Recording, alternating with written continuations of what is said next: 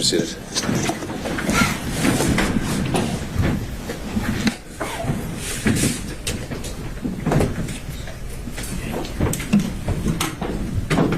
All right, we are back on the record with 23 SC 188947. If we could have counsel starting with the state identify themselves for the record for the purpose of today. Adam Avadi for the state, Your Honor. All right, and in order of the styling, let's start with former President Trump. I think we have Mr. Sadow on Zoom. You do, Your Honor. Good afternoon. Steve Sadow for President Trump. We waive his presence, and I believe Ms. Little is also on Zoom. And okay, thank you, Mr. Sadow. On behalf of Mr. Giuliani.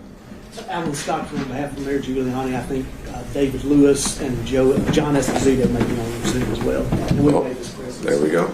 On behalf of Mr. Meadows. Your Honor, Jim Durham on behalf of Mr. Meadows, and he waives his appearance. Thank you, Mr. Durham. On behalf of Mr. Clark. Terry McDougall, Your Honor, and he also waives his appearance. Thank you, Mr. McDougall. On behalf of Mr. Chile. Good afternoon, Your Honor. Richard Rice, President Court. Chris Avilowitz is on Zoom, and Mr. Chile waives his presence. Thank you. On behalf of Mr. Roman. Good afternoon, Judge Ashley and John Merchant. On behalf of Mr. Roman, and he waives his presence. All right, on behalf of Mr. Schaefer. Greg Gillen and Anthony Lake on behalf of Mr. Schaefer, and he waives his presence. On behalf of Mr. Floyd. Morning, Your Honor. Good afternoon, Your Honor. Chris Kucherov and Mr. Floyd. We also waive Mr. Floyd's appearance. Thank you, Mr. Kucherov. And on behalf of Ms. Latham. Anybody here on behalf of Ms. Latham? All right, I know before we'd had Mr. Cromwell, and I had not heard anything from him. I don't know if any other parties have as well. But You know, I believe Mr. Cromwell is in a deposition in South Georgia. That's all I know. all right. There's a Zoom participant, Mr. Cromwell. Looked like he joined. Okay, that's helpful to know. Mr. Cromwell, can you hear us? All right, well, we'll keep an eye on that to see if he does join us, and we'll take it up as it comes.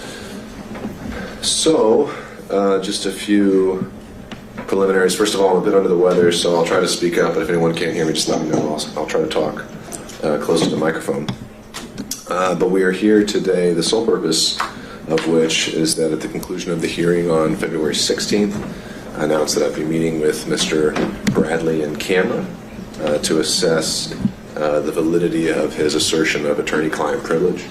I've now been able to do that, and I also allowed Mr. Wade the opportunity to weigh in and respond as well.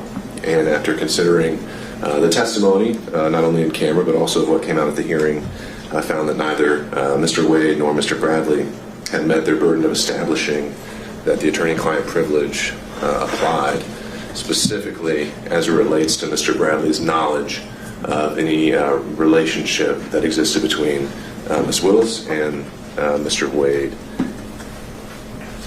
and particularly that it wasn't established that his specific knowledge came about in furtherance of legal advice. So having made that determination, I didn't see any other choice but to allow the parties to have an opportunity to explore that topic with him. There's really, in my mind, it's that topic only. I think that if there's anything else we've already covered, I'm not here to do it again. So with that, is there anything else we need to cover before kicking that off? Just Mr. Wade, he's still a potential witness. So he still needs to be agreed with. We'll continue. Mr. Avani? I believe Mr. Wade was released from his subpoena when we concluded his testimony at the last hearing. So unless he's been re-subpoenaed, and I have no knowledge of that, he has every right to be present. Sure. I think procedurally that would be accurate. And so at this point I don't see a means where he would need to be recalled. And but if it is, then that is something you can take up. All right. Mr. Bradley, through his attorney, had informed me that he would be here today in person. I don't see him in the gallery. Do we know if he's out in the hallway? Yes, Your Honor. Okay. All right. If we could call for Mr. Bradley.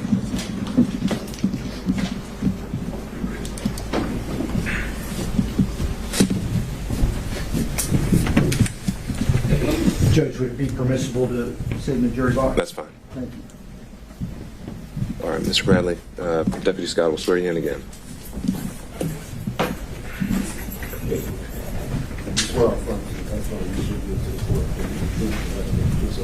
I do. Terrence Bradley, Terrence, Bradley, Bradley. Ms. Merchant. Thank you, Judge. Good afternoon, Mr. Bradley. Good afternoon. Good to see you. Sorry, under these circumstances. I'm going to just go straight to where we left off before. Fonnie Willis and Nathan Wade were in a romantic relationship, correct? Correct. And it began at the time that they were both municipal court judges, correct? Objection, Your Honor, based on privilege. That would be covered in the attorney-client privilege. Okay, overruled. I do not have knowledge of it starting or when it started. Terrence, you told me that it started when they were both municipal court judges, though, correct? That is incorrect. You never confirmed in writing that it was, instead of magistrate court, it was in municipal court judge when they started dating? If you're speaking of the text message, you can go to that text message and you can read that text message, and I will explain the text message to you. But you and I did not have a conversation about when it started. You asked a compound question of magistrate court versus, you said it was magistrate court municipal you said magistrate court conference, I'm sorry. And then you asked another question. I said no, municipal court, nothing else. I'm referring to a different conversation. I asked you, do you think it started before she hired him? And I'm going to object, because this was covered in the previous hearing, where Mr. Bradley said he had no personal knowledge of the exact text that Ms. Merchant is speaking of and actually used in an attempt to refresh his recollection, and he explained exactly what he's explaining before the court. So this is repetitive and unnecessary, and so I would object to asked and answered and relevance at this point. All right, perhaps we'll get there, but I think first Ms. Merchant has the right to draw his attention to the exact, potentially inconsistent statement. Thank you, Judge. May I approach him? So overruled. This You is may. the text I gave you. So you can see. This is one I gave you the last hearing. And for purposes of the record, I believe Ms. Merchant, you tendered, was it the entire text chain as an exhibit? I only tendered a few of the texts, but I did give the state their courtesy copies last time of the exhibits. Was this one tendered? This one was not tendered. All right. And I'm happy to tender it. We'll just take it as it comes. Whatever you We're need. at, I think we're at 39. I will wait to mark it, but I think we're at 39. May I approach it? You may. Thank you.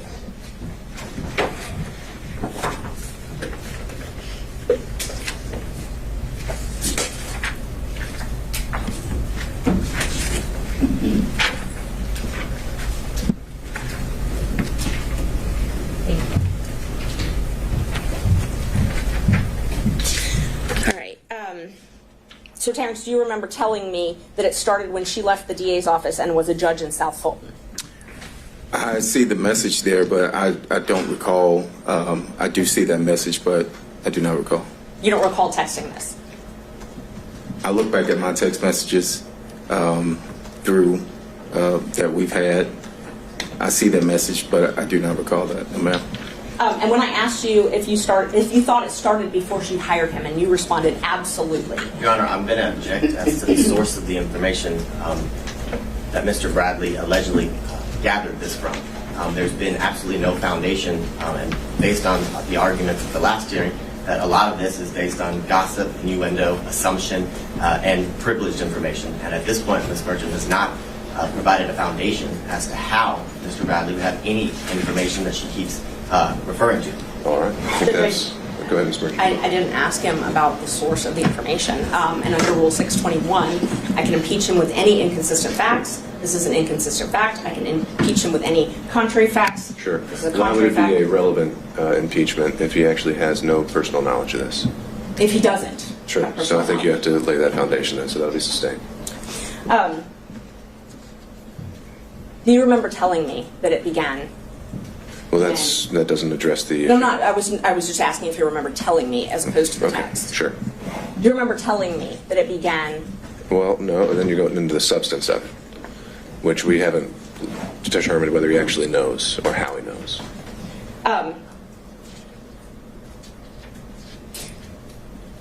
You told me, in fact, you corrected me when I said magistrate court. You corrected me and said it was municipal court. Do you remember that? Same objection, Your Honor. This is the exact same issue, right? Well, I'm asking if he remembers that. He hasn't answered that question yet. Right, but the relevance of whether he remembers it isn't established until we know how he remembers it or why he knows it. If that makes sense. I guess not. Sorry. How he knows it? I'm just asking if he told me that. Right. So I wasn't asking how he knew that. I wasn't asking the source of that knowledge. I was asking if he told me that. Sure. That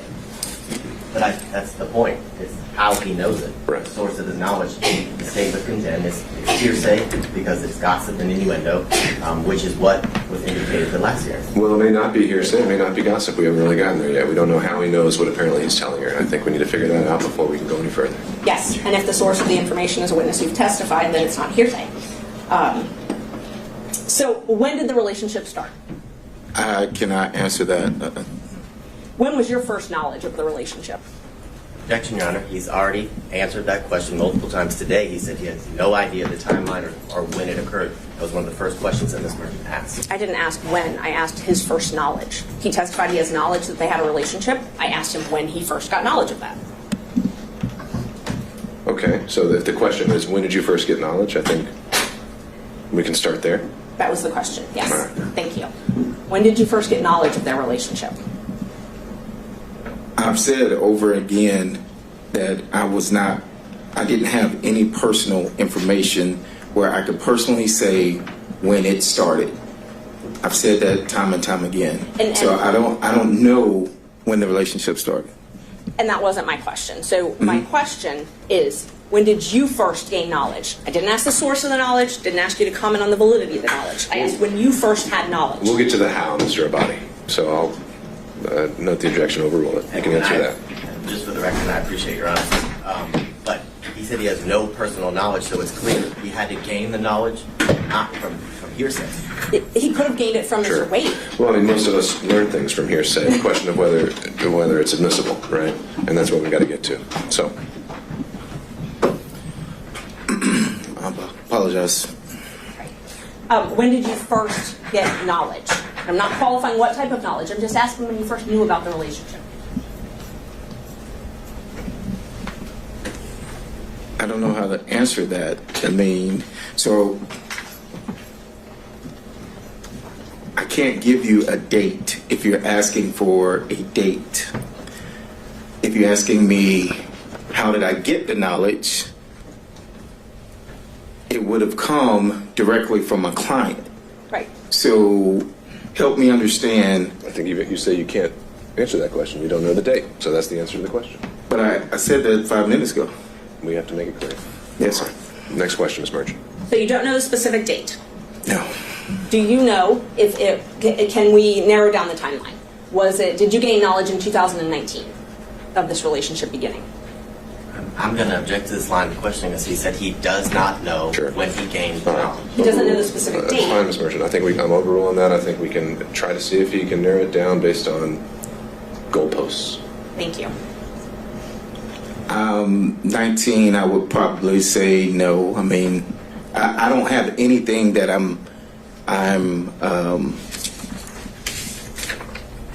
there wasn't a specific date. There wasn't a football game. There wasn't something that I can attribute to him telling me whatever. And so you're asking for a date, you're asking for a year, it's still a date. And at this time, I am telling you that I do not have the date. Let's try this then. So you received a contract from Ms. Willis January 2021, correct? Can I see the No, Yes, I think so. Exhibits are, I think, okay. I think if it was from the exhibits, I think it was 21, yes. And I don't want to belabor the point. You admitted those Yes. when you were here before. Yes. If those documents that you looked at last time Yes. said January 2022, that's okay. 21. I'm sorry, 21. You're right. Thank And you. it was, I think, renewed in 22. It was, yes. So the contract date was that we have in the record is January 25th, 2022. So using that date, at that point, had they begun their romantic relationship? Of 2022. January 25th, 2022. 2021, I'm sorry. When you got your first contract. I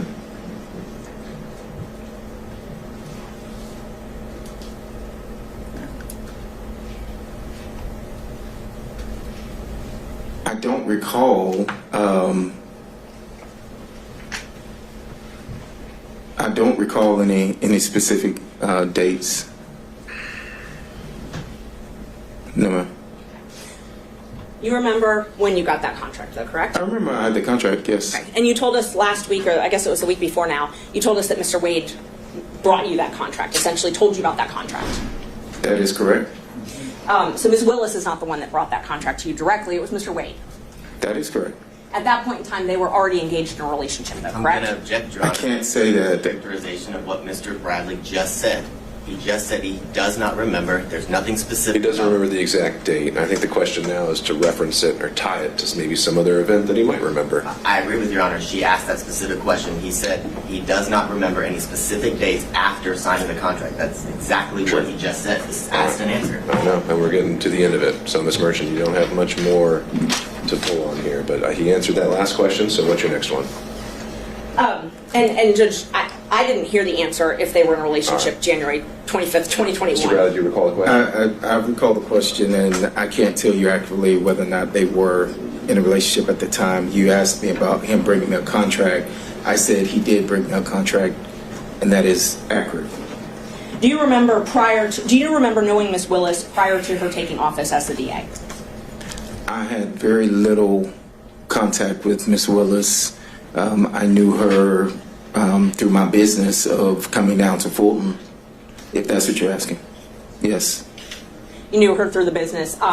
So you had met her prior to your contract? I'm going to object to relevance at this point as to why we're here today. Sure. Judge, he doesn't remember much of anything right now, and so I'm trying to create a timeline to hopefully piece this together. All right, well,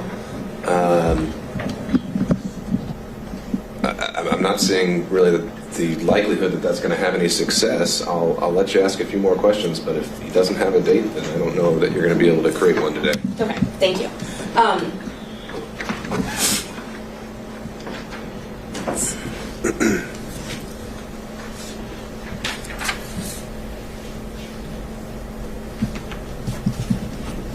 So the time that you had this contract from January 2021 until January 2022, did you come in and out of the DA's office?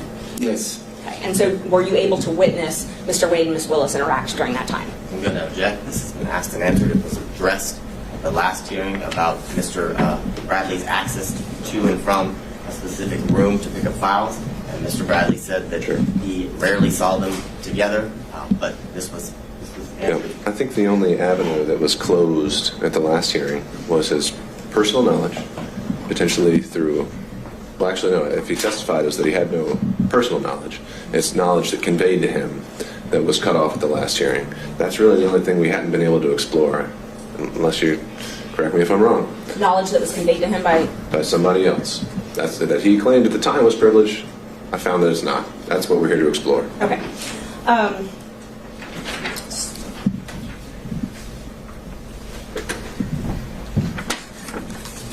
Do you remember telling me that not many people knew where they met? I'm going to object as to relevance, as to his personal knowledge, which is what 602 requires.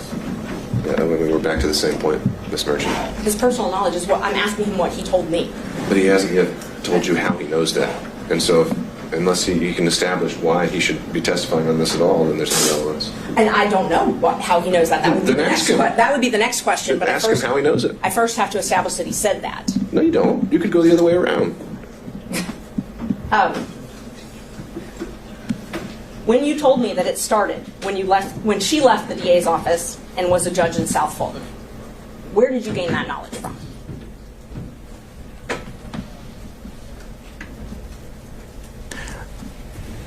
Well, I'm going to object because his testimony a few minutes ago is that he did not recall making that statement. All right, I'll overrule that. Mr. Bradley, answer the question if you can. Repeat the question. When you told me that their relationship started when she left the DA's office and was a judge in South Fulton, where did you obtain that knowledge from?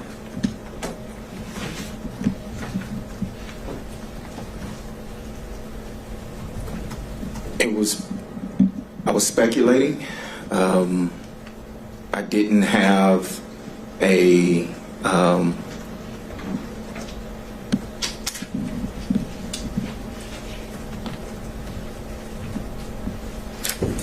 no one told me I was speculating. No one told you that? No one told me that.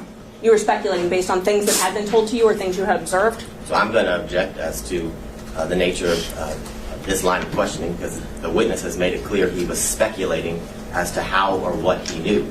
And if it's speculation, it's inadmissible for this court. All right, but the motivations for his reason for speculating would be admissible, so I'll overrule that. Thank you, Judge. Was this speculation, when you told me that, was that based on things that had been told to you and things that you had witnessed? I never witnessed anything. So, it was speculation. I can't tell you anything specific, if that's what you're asking. You can't tell me anything specific as to why you speculated about that? No, this was however many years ago. I mean, I don't recall, but no, I don't. Did you have any reason to lie to me?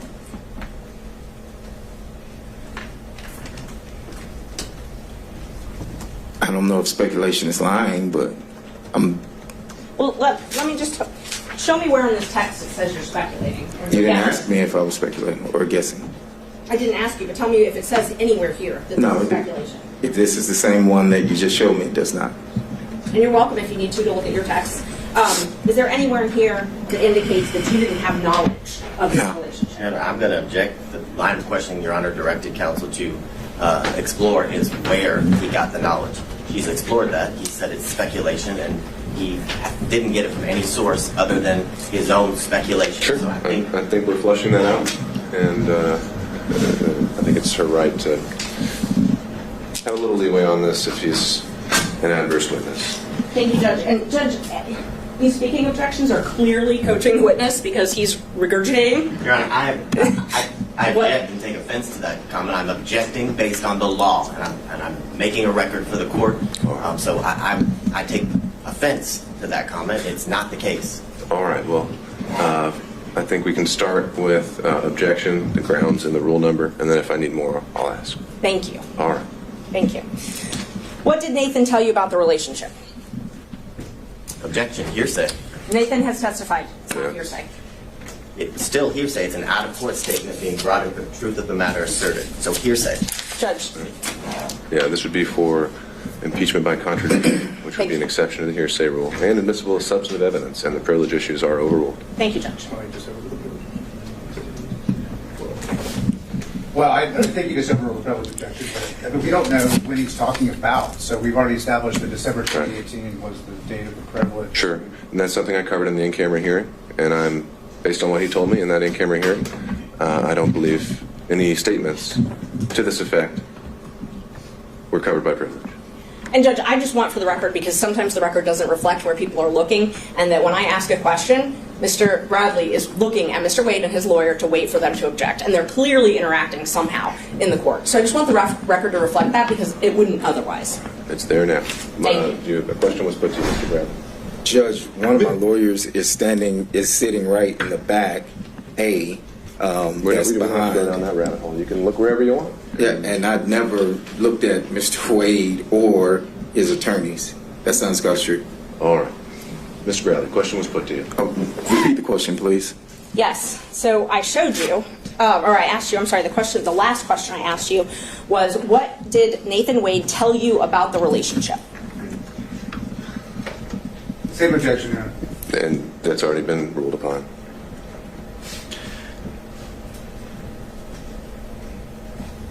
I recall him stating that at some point they were dating.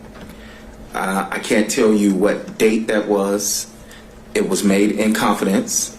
We were in the back of our office. Our offices were the only two in the back.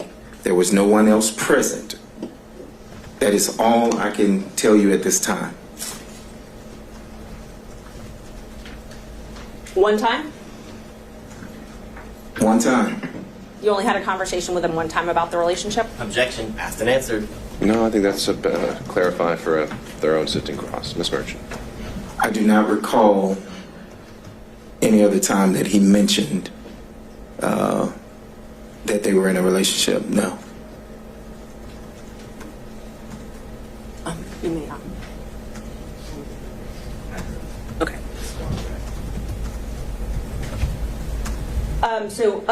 So you talked about this one time, and you said you don't know when it was, though, correct? That is correct. Was it before Mr. Wade, before you got the contract in Fulton County? Let's start with that. I do not recall. Okay. And how did it come up? Say again? How did it come up? I do not recall how it came up. It was in the back. I know where it occurred. In our offices in the back. I can't tell you what we were discussing prior to that. Okay. Did you receive an email from me on January 6th with a motion attached? I think I did, yes. Yes, I know I received I don't know if the date is January 6th, but yes, I received that. Okay. Yes. So you remember receiving that? Yes. The date, okay. And you reviewed it, and then you and I spoke about it? You recall that?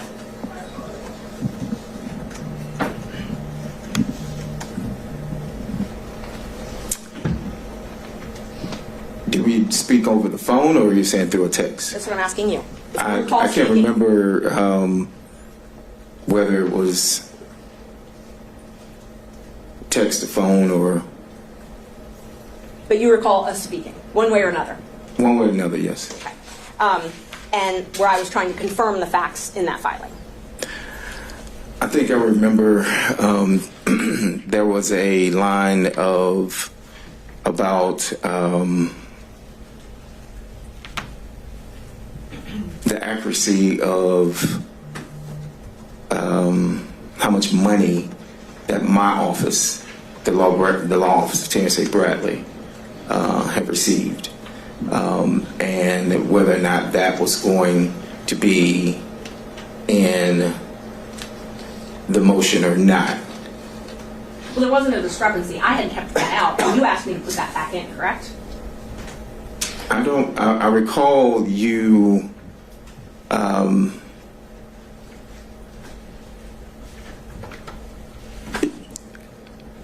that may be accurate, yes. And you thought, because you thought it might be suspicious if you were left out of the motion. No, I think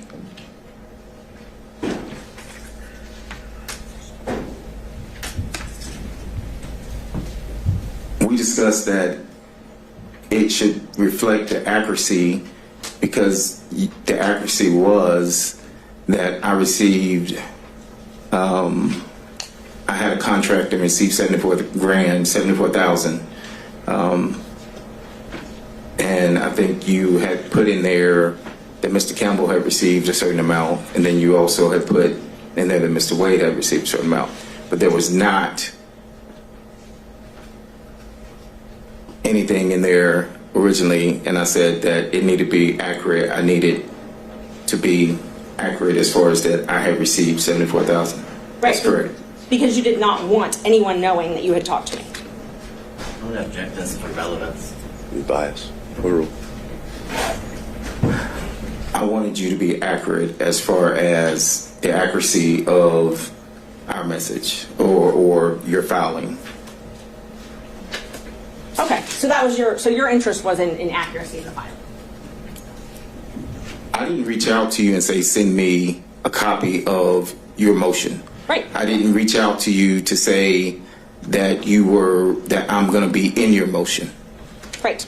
I asked you to review it for accuracy. For accuracy, and I just stated that it was inaccurate. And the inaccuracy that you pointed out was the thing about your salary, or how much you had made. That was the inaccuracy that I saw that jumped out, was the fact that I saw that I was left out when you had put the firm, the money was. I did not, when I responded to that, it was for that specific reason. Okay. And I agreed I would put that back in, that section back in, and I Correct. did. I did put it back in, and I sent it to you again. I don't recall getting a second email from you now. But you were happy that I put it back in, or that I agreed to put it back in. And object as to relevance. Yeah, we need to get to more material aspects. Yes, Judge, I'm moving along, I promise. So you did ask me to put that back in. Well, Asked and answered relevance. yeah. Well, he didn't answer that last question, so overruled. You did, can you confirm you did ask me to put that back in, for it to be accurate? Yes, that's correct. I said that, yes. Okay. And then I asked you if everything was accurate, and you said, looks good. Correct? I recall you asking that, but the looks good was applying to the accuracy of the 74,000. That's it. Okay. So when you reviewed the motion, and you specifically pointed out that one thing that you found inaccurate, you didn't point anything else out that you found inaccurate in that motion, though, correct? No, I did not. And that motion alleged that their relationship began when Ms. Willis was in municipal court. If I could reread the motion, but I don't recall. But if that's what it says, but I did my saying that it looks good was when you put back in the 74,000 into your motion. Okay, and that wasn't what I was asking. What I was asking is, you didn't tell me that there was anything else inaccurate in the motion, though, right? But I didn't state that anything was accurate, other than the 74,000.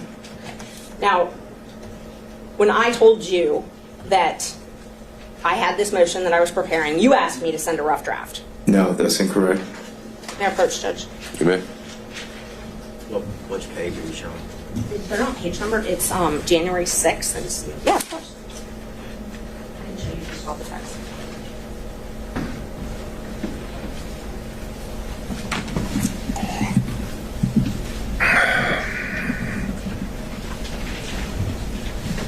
Take a look and see if this reflects.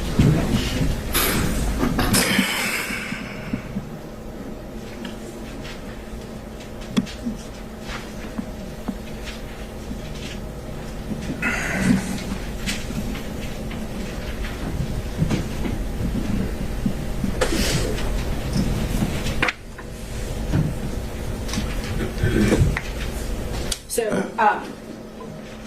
we had been talking and you asked me to send you a rough draft and I told you, okay, but I didn't want it to be leaked before I filed it.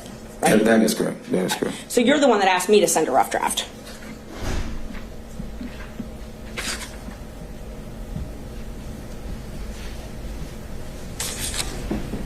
Yes, that's correct. Yeah, yes, that's correct. And that was at 10:08 on Saturday, January 6th. And then you got an email from me with that rough draft at 10:25 that same day, correct?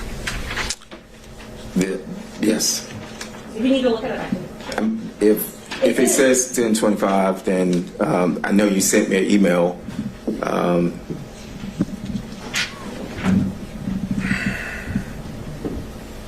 Why he's looking at it, I'm going to object as to ask and answer. We've been through the fact that he sent him a copy of the motion, whether he specifically said rough draft or not, and then asked about the accuracy. He's explained his answer, and I object to ask and answer. So. Understood, Mr. Levi. We're getting there. Overruled for now. And then I responded when we were talking about that footnote that we were just talking about. I said I took it out, but I can add it back, and you said yes, add it back. You remember that? I answered that yes. And then I said, anything else? Anything that isn't accurate? And you responded, looks good. Do you recall that? Let me see the. Of course. And there, I don't know where the exhibits are that were admitted.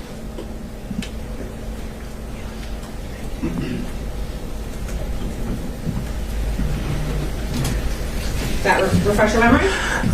It says looks good, but as I stated before, I was responding to you putting me back into the motion for receiving $74,000 in a contract. Well, that's not what this says. This says, you said yes, add it back, and then I said anything else, anything that isn't accurate, and you responded looks good. So you weren't responding to put it back in. Your Honor, I'm going to object. This is not his motion. He wasn't the affiant of the motion or verified the contract. Overruled, Mr. Body. I'm just talking about his personal knowledge, Judge. I've said twice. Overruled, Mr. Body. I've said twice that the looks accurate was, or I've said more than twice, was for the $74,000.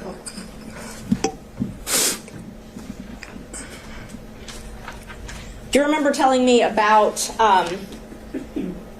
Nathan and Fawny coming to your office and spending time together at your office? No, I mentioned, I do recall testifying on the 16th that she had come to our office. And that was before she was elected as district attorney, correct? I recall that that was when she was district attorney. Because I said that there was a meeting held at my office. And who was at that meeting? Now, I can't tell you that. I don't recall. But you know Miss Willis was there, Mr. Wade was there. It was at our office. Actually, Miss Willis was there, and there were other people there. Mr. Wade was not in that meeting. He was in the back. I wasn't even in that meeting. Why did she hold it at your office then? I have no idea. You also remember telling me about them spending time together at her law office before she took her job.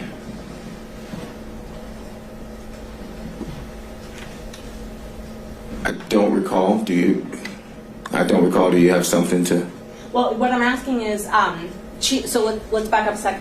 So Ms. Willis rented a law office from the Evans firm, or Andrew Evans and another lawyer, I think Stacey Evans. You have knowledge of that, correct? No, I'm going to object to your saying. Well, how does he know the information?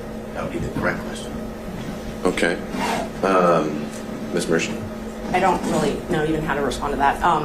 Hearsay. I'm asking if he knew that she rented offices. He may have been there. He Right. may have seen a business card or something at some point. I think you can answer that. I've never been to Miss Willis's office when she was in private practice. I've never dealt with where she rented. I didn't even know where her office was. So. Do you remember, though, knowing that she rented an office? Yes. From the Evans? Yes. You did know that is correct, yes. Okay. And do you remember telling me that Mr. Wade and Miss Willis would rendezvous at that office? I'm going to object to, again, hearsay as to how he knows that information. He said he has no personal knowledge. He did not say he has no personal knowledge, Judge. He hasn't even answered it. No, he said in general he had no personal knowledge, so it's not been established the source of how he would know this because he said he's never been to her office. All right. Ms. Mershon, if you, I know you're trying to impeach him by a prior inconsistent statement, but unless you can first back up and show why each statement is actually something that he had knowledge of, I don't know if this is going to be relevant. And Judge, I'm not even there yet, but again, a speaking objection, and so now I would anticipate what our response is going to be next. I didn't ask anything that was objectionable, but these objections are coaching the witness. I asked if he had knowledge. That's it. I didn't ask, did someone say this to you? I didn't ask, what did this person tell you? I asked if he knew. Well, no, you're asking if he had knowledge, and then you say of something specific. So once I get an answer to that, if he has knowledge, then I will follow up with where that knowledge came from. All right, well, let's try again. So my question is, do you have knowledge of them meeting at that office? Objection. Foundation. Okay. All right. Overruled. Do you have knowledge of them meeting at that office? I have no personal knowledge, if that's what you're asking. I didn't ask that yet. I asked if you have any knowledge. Objection, that would be hearsay. Overruled. Not if it came from Mr. Wade, We don't know where it Judge. came from. So he said, how do you know, Mr. Bradley? How do you know? Any knowledge that I would have received would have come from my client at the time. Okay, so you had knowledge of this place that Miss Willis worked. What did you know about them meeting at that office? Objection, hearsay. It's not hearsay, Overruled. Judge. Wouldn't be how he knows it, and then you ask the next question. All right, he's already asked the next question. Can you repeat the question? Yes. How do you have knowledge? What knowledge did, well, you just told us. You told us Mr. Wade told you. So tell us what Mr. Wade told you about Miss Willis and Mr. Wade meeting at the Evans office.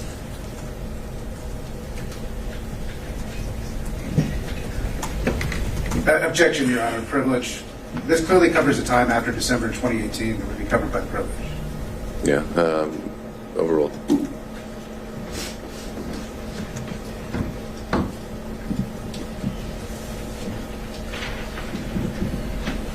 You recall the question, Mr. Bradley? I do not. You re-asked the question, Ms. Merchant. What did you learn from Mr. Wade? I was clarified that's where you learned it from. About Mr. Wade and Miss Willis meeting at the Evans office together.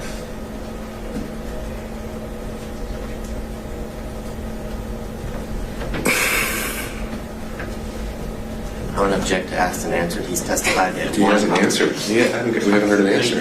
He testified he had one conversation with Mr. Wade in the back of his law Judge, office. No, but his answer may change. So Tip him overruled. off as to how to answer the question.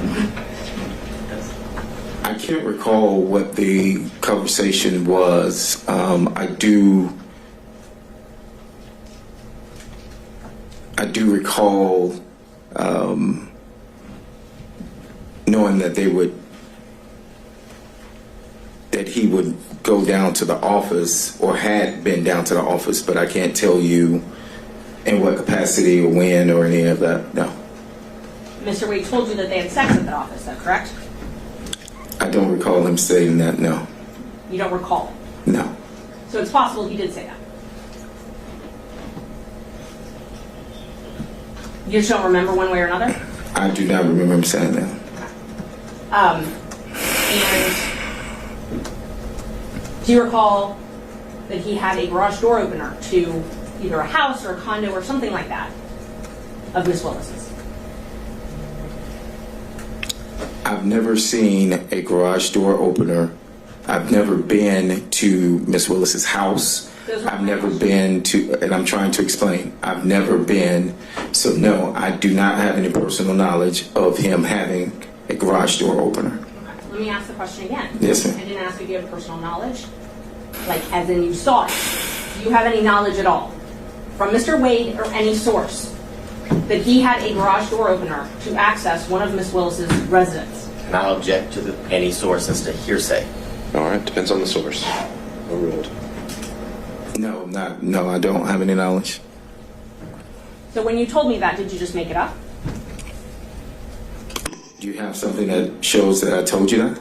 Yes, well, we're going to go through all the texts we can, but so was that made up though? But I'm going to object because I don't recall him having. Mr. Bradley, just I'm a going to second. object under 106 as the rule of completeness. I don't have that text message or any text messages that indicate that, Your Honor.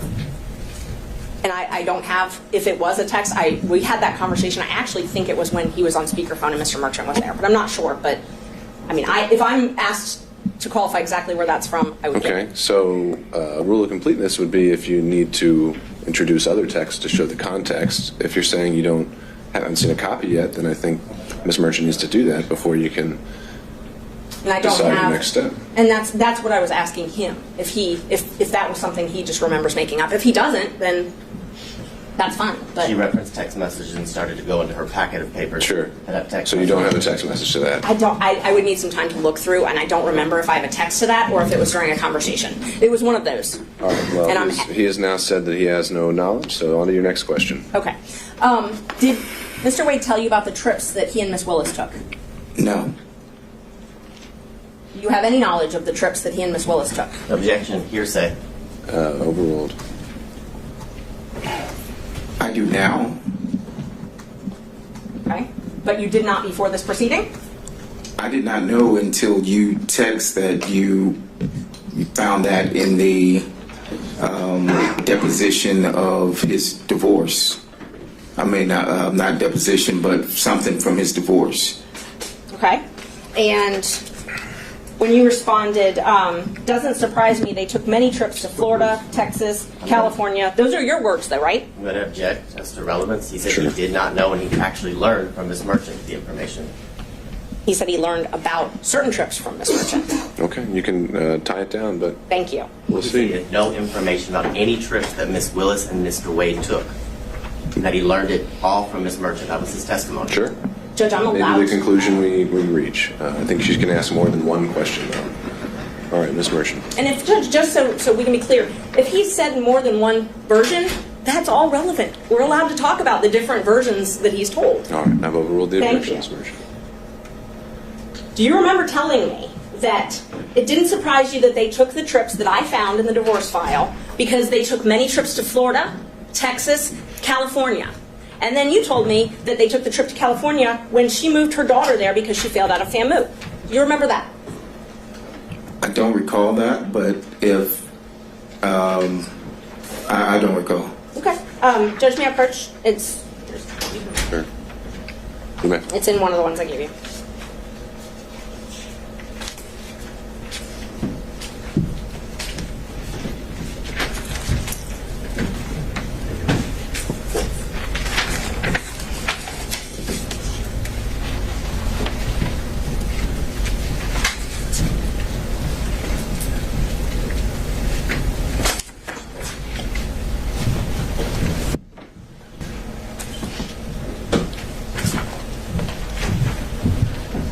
Look at that. Let me know if it refreshes your memory.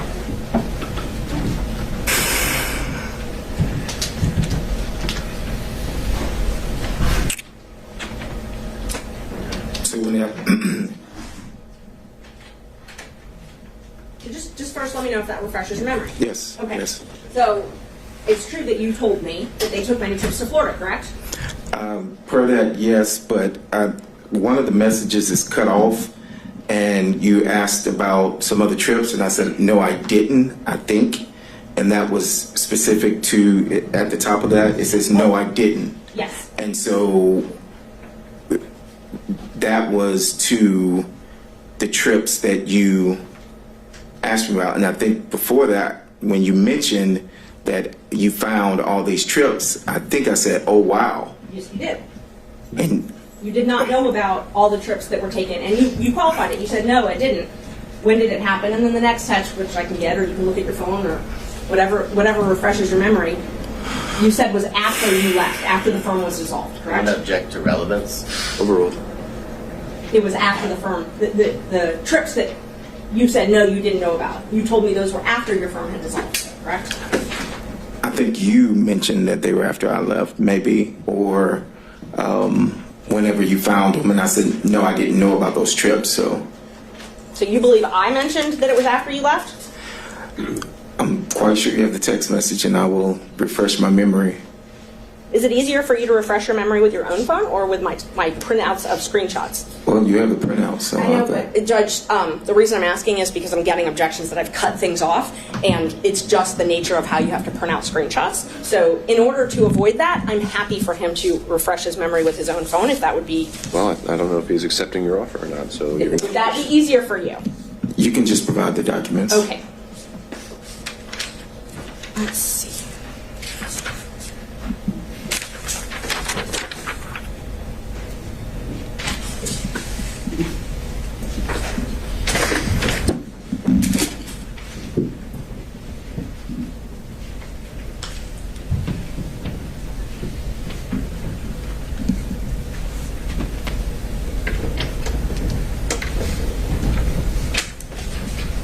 Can I have some water, Judge, please? Yeah, let me see what we can do.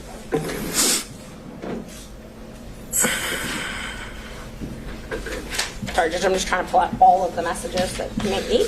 All right. Well, I don't really see At some point, we're reaching the cumulative point where we don't need to go through an entire 6-month text chain. You're making the point that he'd made some comments to you along the way that led you to believe he had more knowledge than today he's testifying that he had.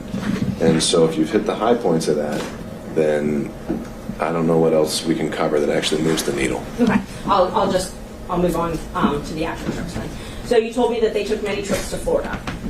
That refreshed your memory. You told me that. Was that based on your knowledge from Mr. Wade?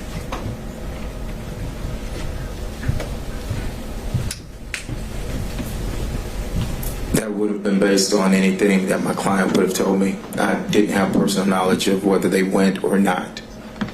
The trips to Texas, and you're the one that typed Texas. Was that based on your knowledge from Mr. Wade?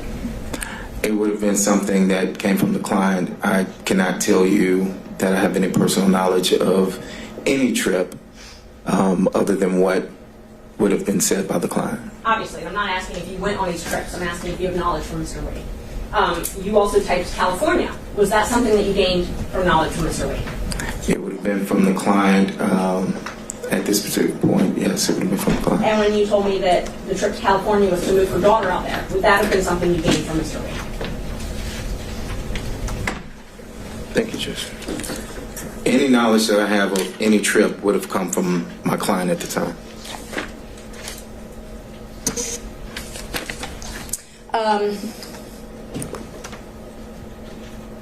You told us last week that Mr. Wade used your credit card one time. Do you know when that was? I do not. The relevance of why we're here today. Well, I think this would be impeachment of Mr. Wade's testimony. Mr. Wade testified that he had never used anyone else's credit card before. I object to ask and answer because it was covered during the last hearing where he acknowledged that Mr. Wade used his credit card. But I asked when. Just when? Okay. I didn't ask, did he? I asked, when did he? Let's go there. I do not have any dates of when Mr. Wade used my credit card. I testified that we used the card for business and that throughout the business we would order paper or supplies or filing of depositions. The cost factor of cases is what I said, and that still applies today. Did he use my credit card? He did, but I can't tell you who he used that card, what the trip was for. I can't even tell you at this time where he went. But he used it for a trip.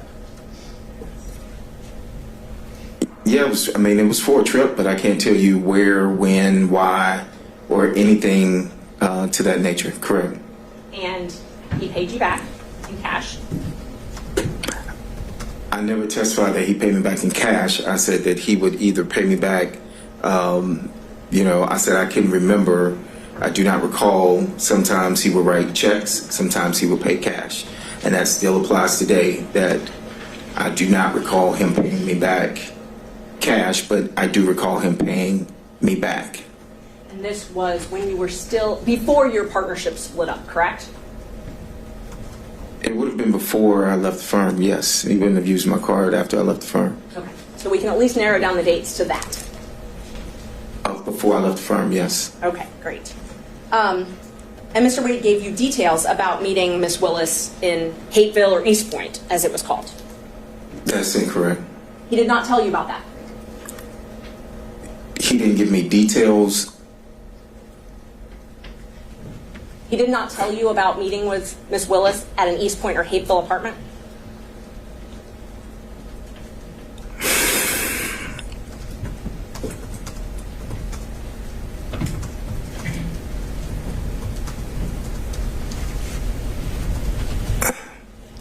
At this time, I don't recall.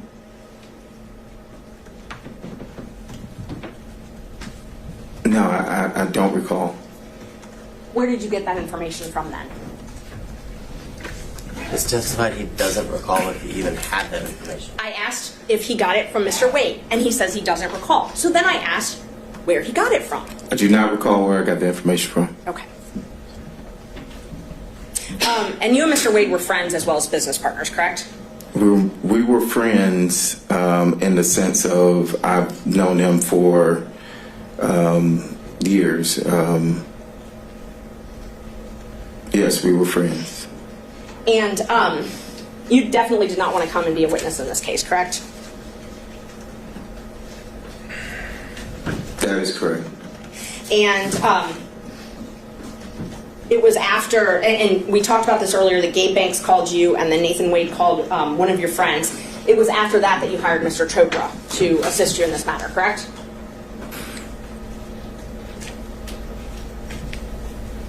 Was it after that?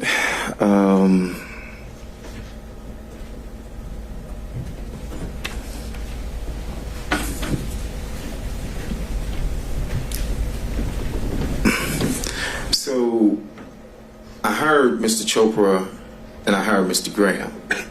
Now, Mr. Graham is here, and when I received the subpoena, Mr. Graham was here at the last hearing, but he also had to go out of town, but he was present. Mr. Graham, I called, and I had started getting calls from media, and I told him to respond to the media, I think, and that was somewhere around whenever you subpoenaed me. So it was, I can't tell you that it was that instance of those calls for Mr. Chopra,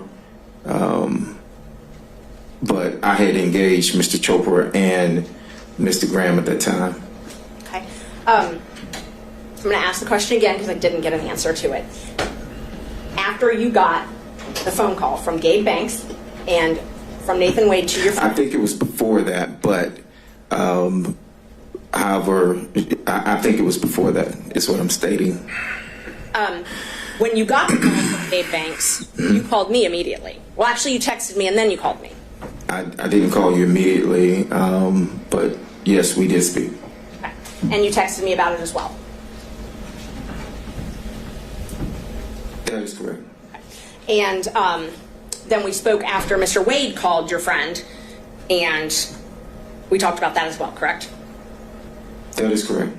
And at that point, you didn't mention anything to me about being represented by Mr. Chopra. But I didn't mention anything about Mr. Chopra or, that is correct. Yes, that was only my question. Let's see. I'm going to show you two more texts. They're in the ones that you got. All right, Ms. Merchant, we're going to do 5 This is the more last minutes. two questions. Thank you. 3:05, I'm cutting you off. Thank you.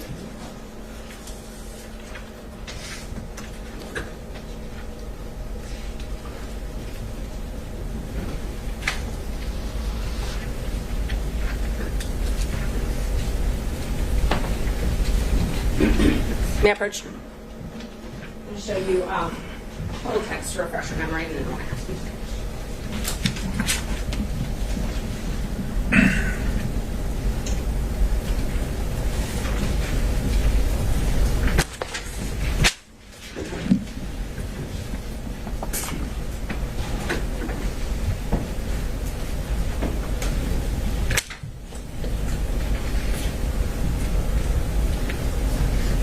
These supposed to go together? Yeah. Oh, these are two separate dates? Completely different dates. Okay, all right.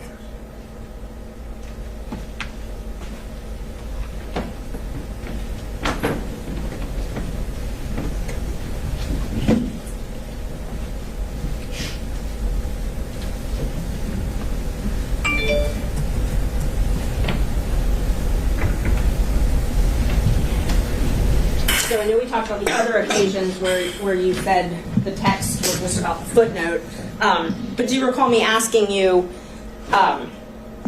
do you think it started before she hired him? And you said absolutely. Do you recall that? I see that in the text message, yes. Okay.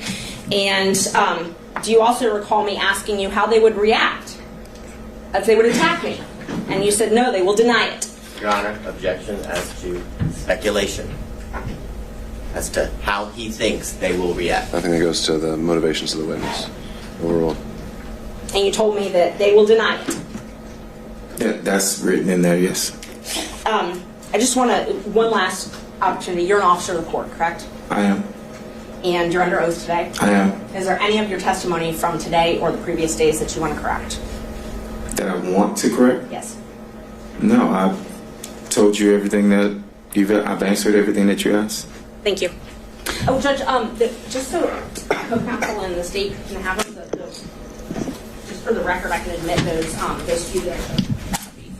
Well, they weren't ever tendered, So it's just for... I didn't know if they wanted Right. to use them.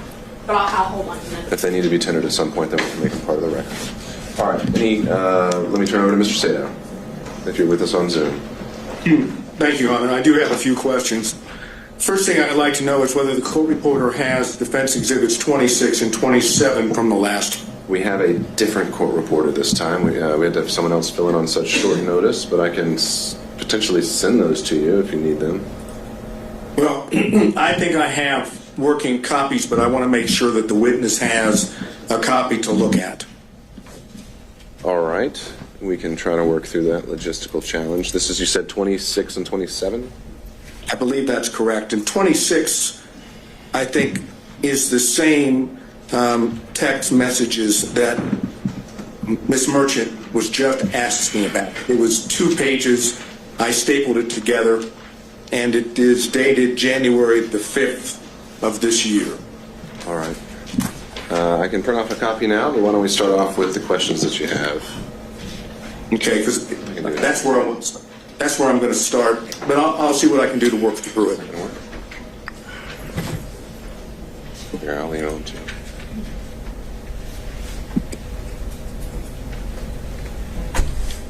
Okay.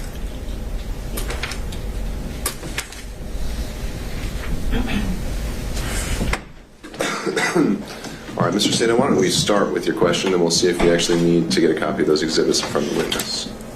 All right. Mr. Bradley? Yes, I'm here. All of a sudden, I've lost you on the screen. There we go. Well, you're on the Zoom. You're on YouTube, but you're not on the Zoom itself. But not that I can see. I'm here. I can hear you. No, I think his visuals may be a little different, so hold tight, Mr. Sadow. We could try to correct that. Yeah, he was on when Ms. Merchant was asking questions. We need to add a spotlight to to the witness stand and a spotlight to Mr. Sadow, and we don't need all the other boxes. There we go. Thank you very much. Well, then hold tight, Mr. Sadow. We need to add you as well.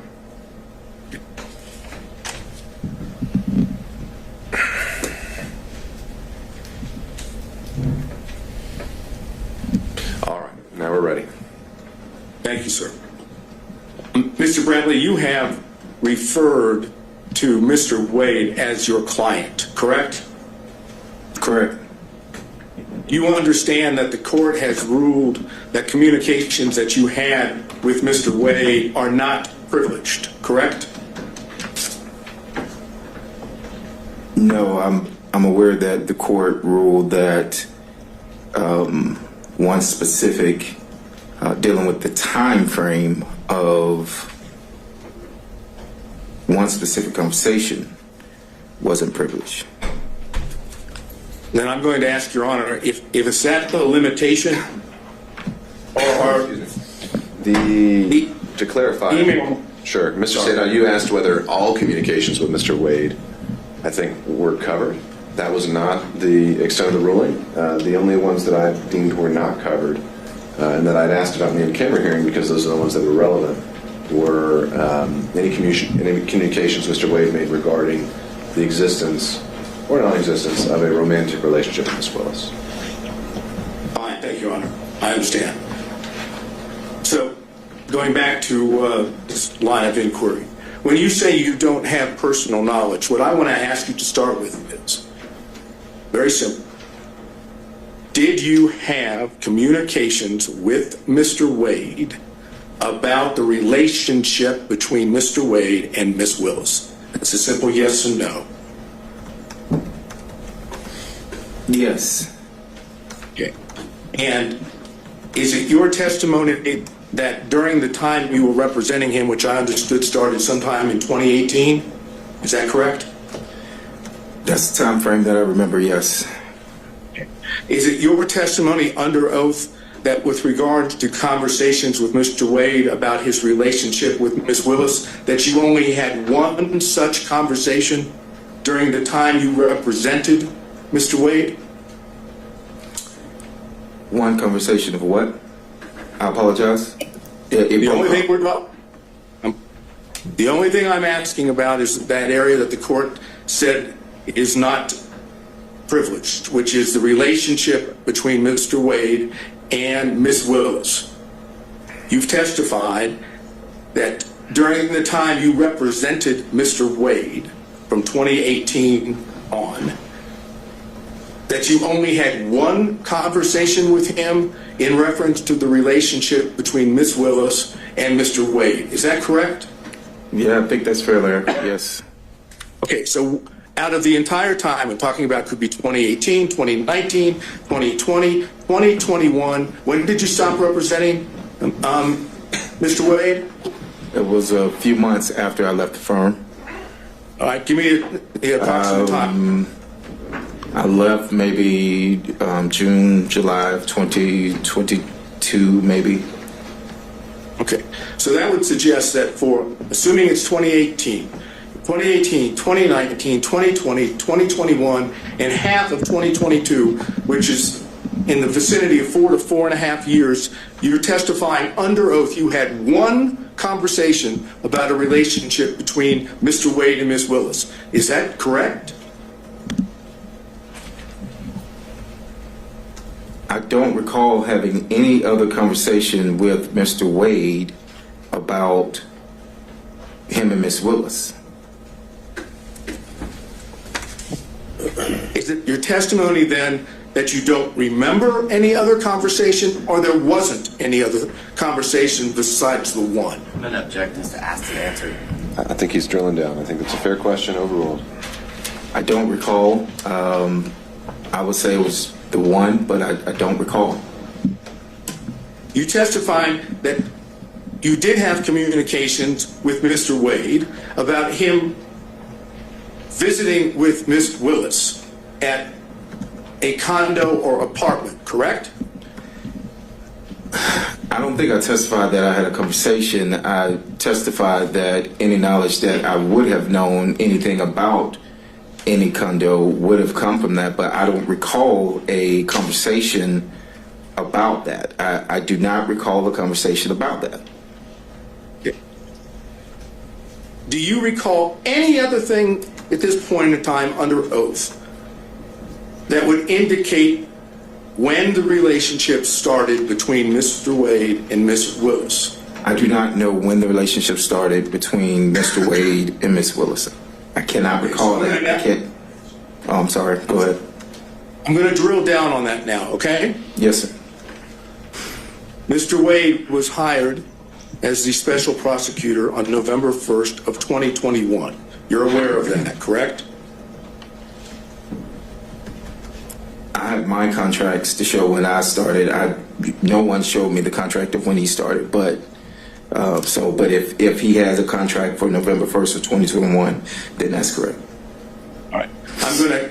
I'm going to suggest to you that the record will reflect that the contract between Ms. Willis and Mr. Wade was November 1st of 2021, correct? I want you just to accept that, okay? Is it your testimony that you don't know under oath whether or not there was a relationship between Mr. Wade and Ms. Willis before the contract?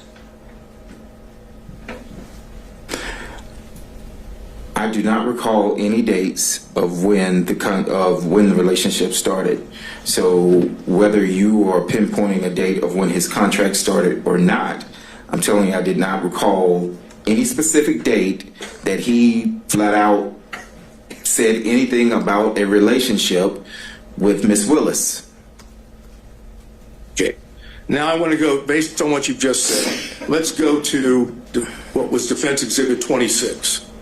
Okay? In Defense Exhibit 26, which I showed you last time,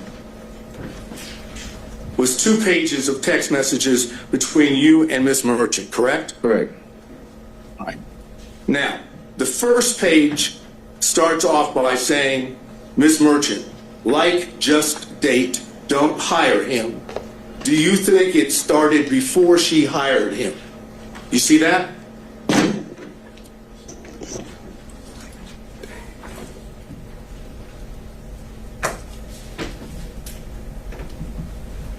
Yes, I see it, yes. And your response to that was absolutely, correct? I'm going to object, ask and answer in cumulative. All right. So, Mr. Sato, I do think we went through a lot of these texts. We didn't go through this whole one. Just a second, Mr. Sato. All right. I'm sorry, Mr. Sato. You said we didn't go through this particular one? No, we stopped right there. I want to go. I answered, because this is the exact language that she just stated a few minutes ago. You can read it back. Okay, Mr. Sato.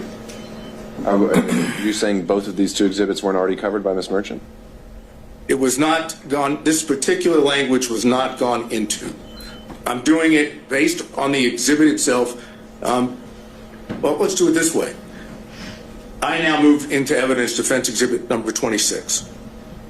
All right, and I'd have to search through my notes, but does anyone recall that one actually been tendered and admitted already? It was. No, it was only presented to Your Honor for you to take back into camera ex parte to speak with Mr. Bradley and his counsel. Okay. Ms. Merchant is indicating that it was admitted. I thought Mr. Sato admitted it, but I'm organizing and putting them back in order.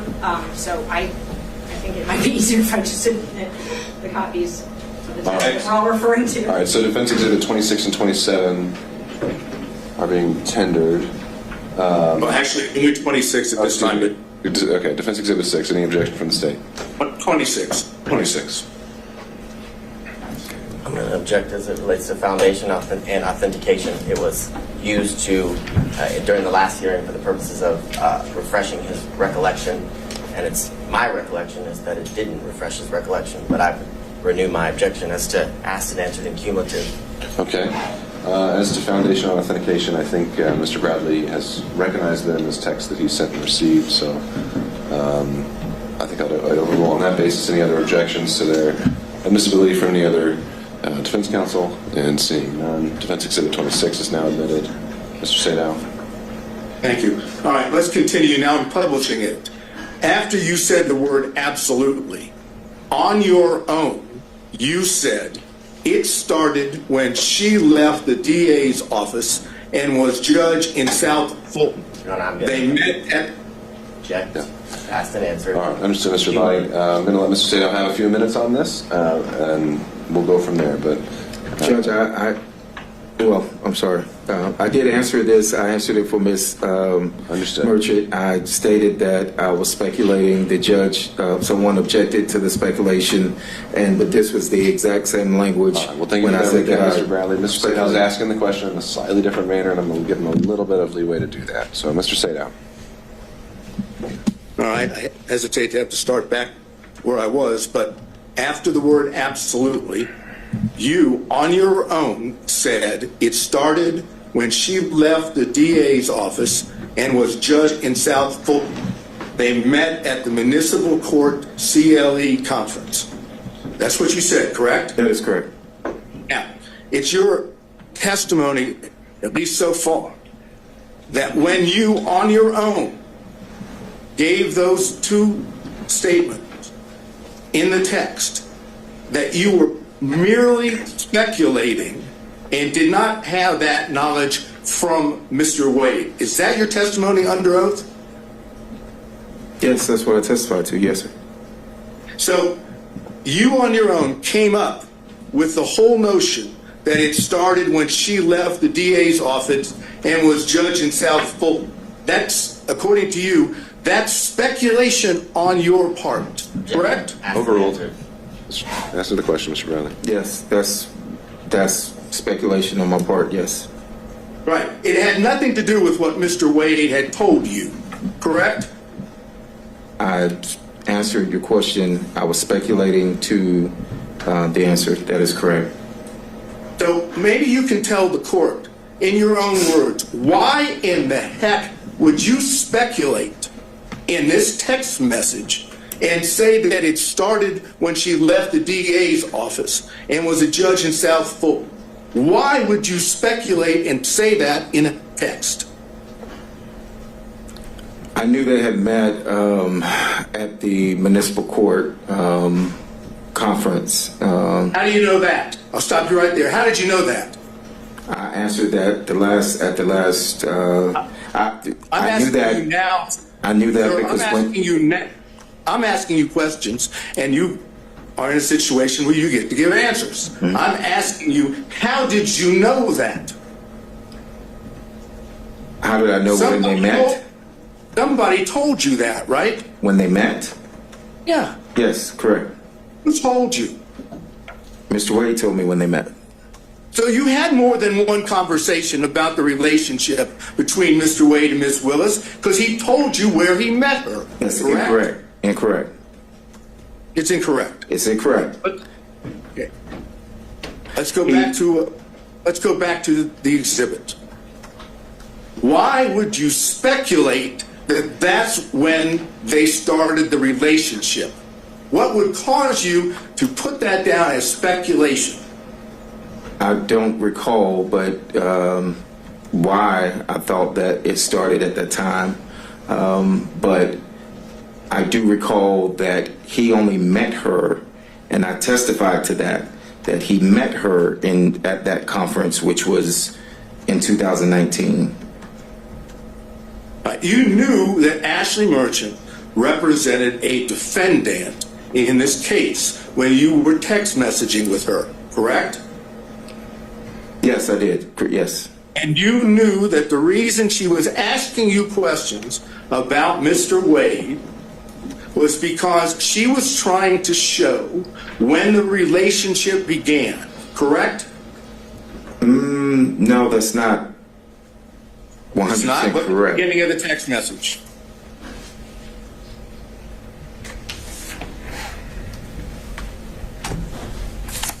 Yes, but what messages were before this message, before she sent that? I can't answer that question because I don't have them. All I have is what's in front of you. Yes. And it says that she says, do you think it started before she hired me? So you knew, as the counsel for a defendant in this case, that Ms. Merchant was asking you specifically about the knowledge that you had regarding the timing of the relationship between Wade and Ms. Willis, correct? I mean, based on this, yes, I see what was asked. And in response to that, you answered directly on your own what you now claim to be speculation, right? That's correct. So I ask you one more time before I move to the next part of this.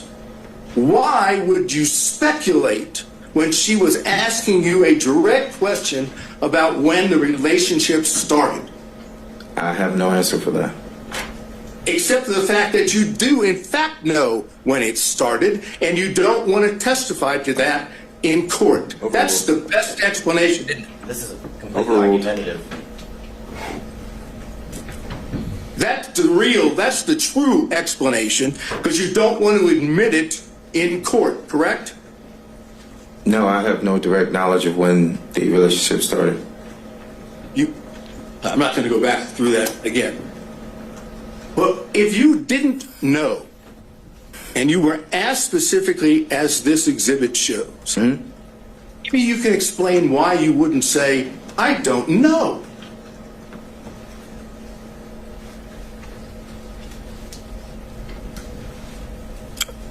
Is that a question? You're asking me a question to answer? Definite question. State that again, I apologize. If you're being asked, as we've just gone through with this text message, from Ms. Merchant, Yes. as the attorney for a co-defendant, Yes. and she's asking you about the relationship, and she's clearly asking you about the timing, why wouldn't you just have said in response, I don't know when it started? I don't know why I didn't say I don't know. Maybe, again, it's because you know what the truth is, and that's why you answered exactly the way you did in Defense Exhibit 26, correct?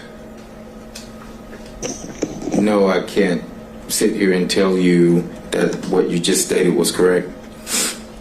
Right. What you want the court to believe, and you want the rest of us to believe, is that for some unknown reason, upon being asked a direct question about when the relationship started, you decided on your own to simply speculate and put it down in a text message as opposed to putting down what you actually knew.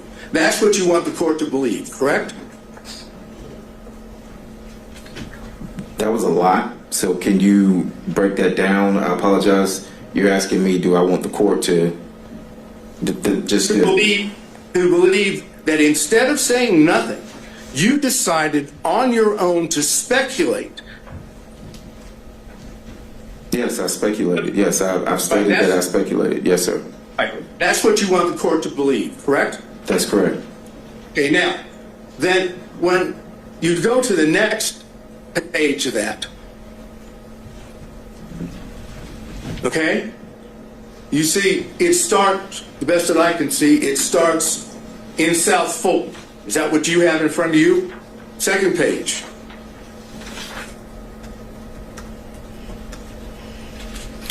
The second page that I have says, that's what I figured. Okay, that may be cut off from the one that I have. I'm looking at my opening line says in South Fulton. Is that on your second page? No. So if you're going in order of the pages, no, neither page starts with South Fulton. No, don't get caught up on whether it starts that way. Does the second page have a line in there that it says in South Fulton? Oh, yes, I apologize. So, yes. That's fine. Yes. Just want to make sure that we're on the same page. Yes. Okay. You say after in South Fulton, they met at the Municipal Court CLE conference, right? Yes. You see that? Yes, that's correct. And then Ms. Merchant says, that's what I figured when he was married. Is this accurate? Upon information and belief, Willis and Wade met while both were serving as magistrate judges and began a romantic relationship at that time. You see, that's what she said, right? No, I mean, so it says they met at Municipal Court CLE. The only other thing here says that's what I figured when he was married. There's no response for me on that day. And then there's another response. I guess a question that says, is this accurate? Okay, that's what I just went over with you. Okay, so I don't have anything in that, is this accurate at all? I can show the court. It just says, is this accurate with the question mark? I don't have anything following that. You don't have, after that, upon information and belief, Willis and Wade met while both were serving as magistrate judges and began a romantic relationship at that time. I apologize. It goes to the next page. I apologize. No problem. Yes. Just want to make sure. So, no, I see that now, yes. All right, so that's what I just read is exactly what Ms. Merchant said to you in the text, right? Yes, that was in the text. Is it accurate upon further information? Yes, that's there. And again, since you have told us that you were speculating when you gave the answer that we went over with previously, on this one, you don't say, I don't know. You simply correct her by saying no, municipal court, right? Yes, so she asked, was it accurate? And I said it wasn't accurate. No, it wasn't accurate. It was municipal court. Right, and when you said it wasn't accurate, it was municipal court, you didn't say, no, that's not accurate. They didn't start a romantic relationship at that time, correct? No, but I was referring to the municipal court. No, it wasn't accurate as it applied to I was answering the no municipal court, meaning when she said, is that accurate, it was to the municipal court, not magistrate court. Okay, but you didn't say that the rest of what she asked you was accurate. You didn't say, no, that's inaccurate. That's not true. That's not accurate. You simply said the only thing that wasn't accurate was municipal court should be there instead of magistrate, right? So I was answering the question of, it was a compound question. And I was answering the question of, she wrote magistrate court and I said no, municipal court. Right, but it's not compound. It's one statement upon information. I'm sorry. No, that's okay. I know the feedback and the delay complicates things, but I think you've adequately made your point here, and I don't think we need to belabor it much longer. Let's move on to the next issue. Okay, thank you, Your Honor. Mr. Bradley, prior to coming into court today, did you and your lawyer meet with anyone from the district attorney's office? No. I mean, no. Not that I know, I'm aware of, no. I did not meet to anyone. Sorry? I did not meet with anyone outside of my attorneys. Did you have any conversation? I did not. Conversation? I did not. So you have not spoken, if I understand you correctly, prior to coming into court today, you've not spoken with the prosecutors? No. Right? I've not spoken to the prosecutors. I've not spoken to defense. Have you spoken to Mr. Wade? No. So, as far as just getting into the courtroom today, there's been no contact or conversation in it with any of the parties we just went over, right? There has not been any contact with defense or the state at all.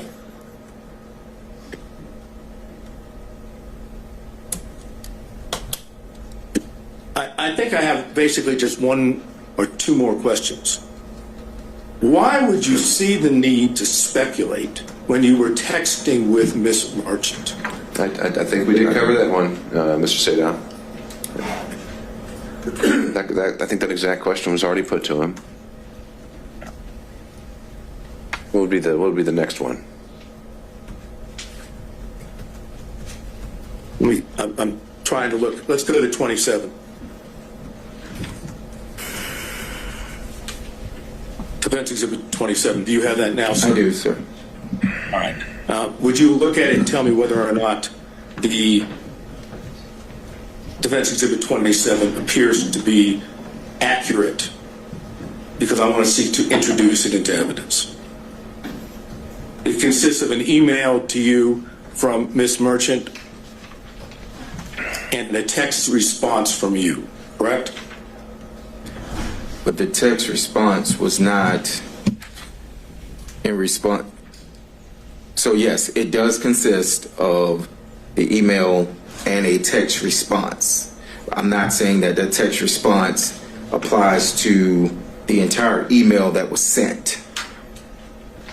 All I've asked you right now is, is the email and the text, are those accurate in the interaction that makes up Defense Exhibit 27? As it applies to the stapling of the email and the stapling of a text message chain, yes, that is Defendant's Exhibit 27. This is, it's accurate. Okay, I would move Defense Exhibit 27 in. I believe it was treated the same way as 26 last time. Same objections, Mr. Abadi? Yes, Judge. All right, overruled. Any other objections from defense counsel? Seeing none, Defense Exhibit 27 is admitted. All right. Anything else? Your Honor, I don't know. Yeah, I don't know whether you'll find this objectionable or not. I'll ask it, obviously. All right. Mr. Bradley, you realize that if you were to testify under oath, that you knew from Mr. Wade that the relationship between him and Miss Willis existed before the contract in November 1st of 2021, that if you testified that you knew that from Mr. Wade, that would show that both Miss Willis and Mr. Wade had lied under oath. You know that, don't you? Yeah, I think that's going to call for an opinion on the credibility of another testifying witness, so I don't think that would be an appropriate question. All right. Then that's all I have, Your Honor. Thank you, Mr. Sadow. Mr. Stockton. Just briefly, Judge. We'll see. Mr. Bradley, do I understand from your prior testimony that Ms. Merchant sent you a motion to review prior to her filing it? Objection. Calls for cumulative answers. Right. I'm going to give him just a little bit. All right, Mr. Stockton. Maybe this is going somewhere else. Did Mrs. Merchant send you a motion prior to January 8th of 2024 for you to review? That is correct. And did you in fact review that motion? That is correct. And did you indicate to Ms. Merchant that the contents of that motion seemed okay to you? Well, so you're referring to Exhibit 27, which, as I stated a few minutes ago, one is an email, one is a text chain. So in the text chain, when I never responded to the email, I never responded looks good or anything to the email that was sent to me. However, in the text chain, what you all are trying to merge together is the fact that I was asked about the contract, and that contract was $74,000, and me being added back to that. So when I said, and I think before that in that text, it referred to me being added back, and at that time I said yes, looks good. And you're aware and you recall that when Ms. Merchant presented you with that motion, she asked you not to disclose it to anyone until she filed it. Is that correct? We are covering, I think, the last 5 or 6 questions. We've covered ground. Let's get to that ultimate point. I'm trying to get there, Judge, I promise you. Okay. Repeat the question, I'm sorry. She asked you not to disclose that motion to anybody until she filed it, correct? I think so. I think that was in the text message, yes. And you knew, in fact, it was her intention to file that motion, correct? The actual motion that she, that was sent? Yes. I knew that she was going to file a motion, yes. I do not think that that was the final draft, or it could have been that she was working on it, but yes, I knew that she was going to file some motion, yes. And you knew that she presented that motion to you for your review so that she could make sure it was accurate, correct? Your Honor, I'm going to object. All this is asked and answered in cumulative. All right, noted. I think Mr. Stockton's getting to the next point, so why don't we just ask that one? Is that correct? Did you? We combine that with the next question, so we're not having to lay bit by bit every single time. Mr. Bradley, you knew that Mrs. Merchant was relying on your review to ensure the accuracy of that motion prior to filing it, correct? Speculation as to what he knew that Miss Merchant knew. No, I'd overrule that. Mr. Bradley? No, so once again, I was excluded from the footnote of that motion, and my review of it, and I said, hey, you need to add me back to the footnote because I did have a contract and I did receive $74,000.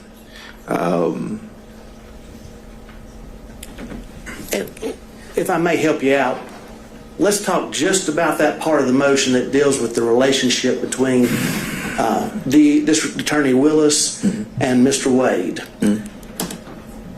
When you reviewed that, you knew that Ms. Merchant. No, I did not know that she was relying on me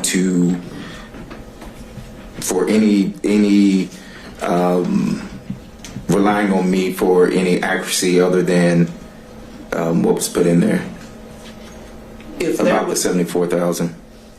Mr. Bradley, if there was something patently false in that motion, you would have told Ms. Merchant, wouldn't you? I can't say that I would or wouldn't have. I don't know what I would have told Ms. Merchant. If there was something patently speculative, you would have told Ms. Merchant, wouldn't you? I don't know what I would have told Ms. Merchant. She asked me, was it accurate?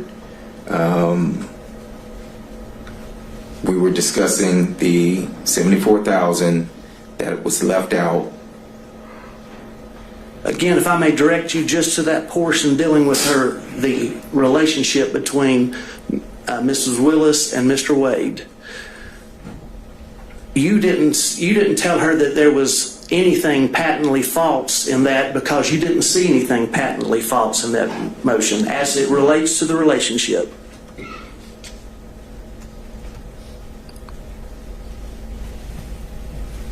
Repeat your question, I'm so sorry. You did not inform Mrs. Merchant that there was anything patently false in that motion that you were presented with as it concerns the relationship because you did not see anything that was patently false, correct? Objection, asked and answered, cumulative. All right, next question, Mr. Stockton.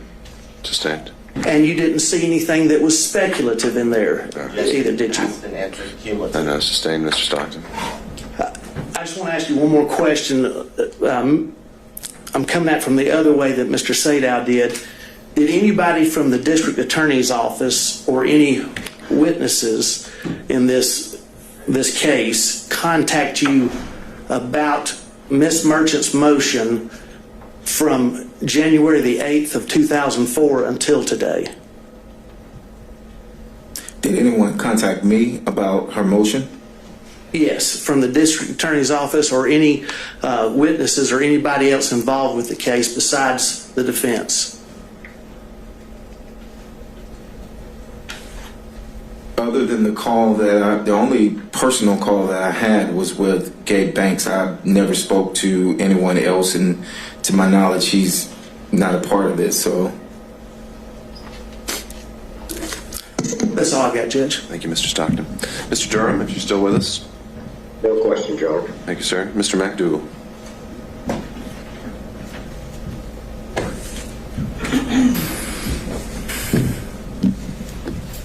Good afternoon, Mr. Bradley. You have certain information about the relationship between Mr. Wade and Ms. Willis that is not privileged, correct? Well, that was my determination, so I think he disagrees with it. So what we're going to say his opinion is a little irrelevant on that point. Do you understand that the court has ruled that certain information that you have about the relationship between Ms. Willis and Mr. Wade is not privileged? The court's ruling, as I understood it, and as my lawyers and I understood it, of the privilege not existing was based off of a conversation that was had in my office, in the back of my office, which was confidential, with Mr. Wade and I. That's what was asked of me on yesterday, and that's what the ruling, to my knowledge, unless I'm being corrected here now and saying that it's more, it was that particular piece that the judge said did not have privilege. And have you testified already today to the sum total of your knowledge of the relationship that is outside the scope of the privilege according to the court's ruling? Can you ask that again? I'm sorry, I didn't understand it. Referring to what you understand to be the information that is not privileged, have you testified to the sum total of that information? I think I have, yes. I think I've testified to that, yes. All right, sir. That's my questions. Thank you, Mr. McDougall. Mr. Rice.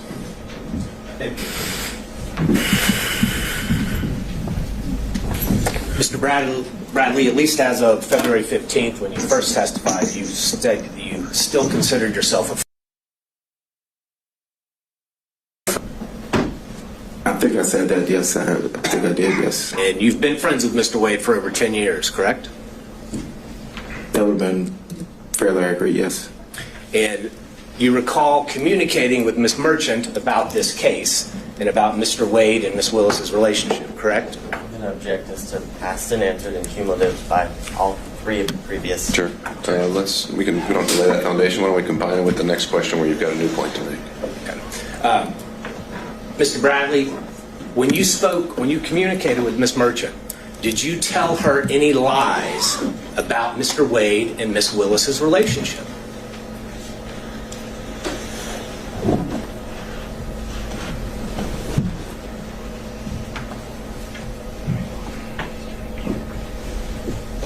Did I lie to Ms. That's a simple question, Mr. Bradley. You're a lawyer. Did you lie to Ms. Merchant when you told her facts about Mr. Wade and Ms. Willis's relationship?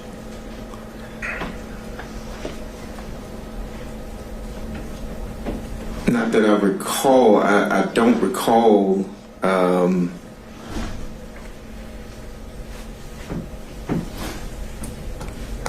mentioned earlier that I speculated on some things. I've testified to what I did know, so I can't recall whether or not No. Mr. Bradley, speculation is kind of a weaselly lawyer word. Let's speak truth here. Then You're under oath. Argumentative at this point, Your Honor. Not asking relevant questions. Mr. Bradley. Find a question, Mr. Rice. Mr. Bradley, when you were communicating different details of the relationship between Miss Willis and Mr. Wade to Mrs. Merchant, did you lie to her about any of those details? Objection. Asked and answered twice. I don't think he's answered it yet. I don't recall ever whether any of it was a lie or not. Well, this time, so. At the time you were communicating with Miss Merchant, you were still friends with Mr. Wade, correct?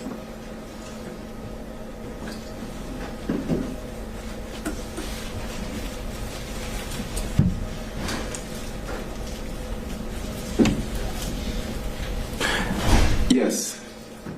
And at the time you were communicating with Miss Merchant, you knew that she was talking to you in her role and capacity as an attorney in this case, correct?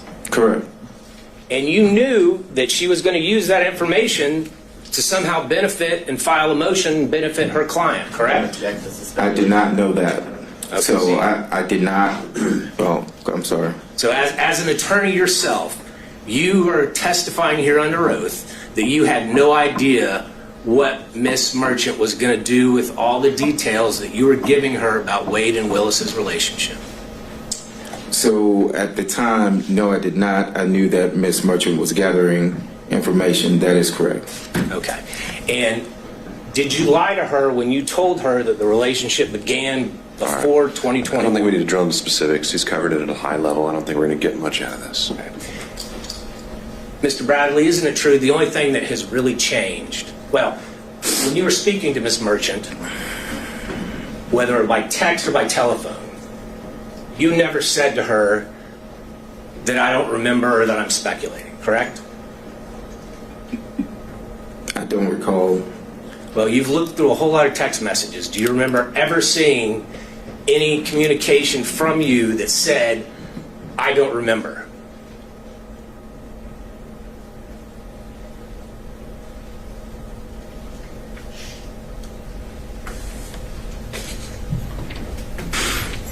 Yeah, through the messages that I don't have all the messages in front of me, but no, I don't recall if I ever said I don't remember. Do you recall seeing any text messages where you replied to her or gave her details where you said, I am speculating about this detail? No, I never used the word speculating, no.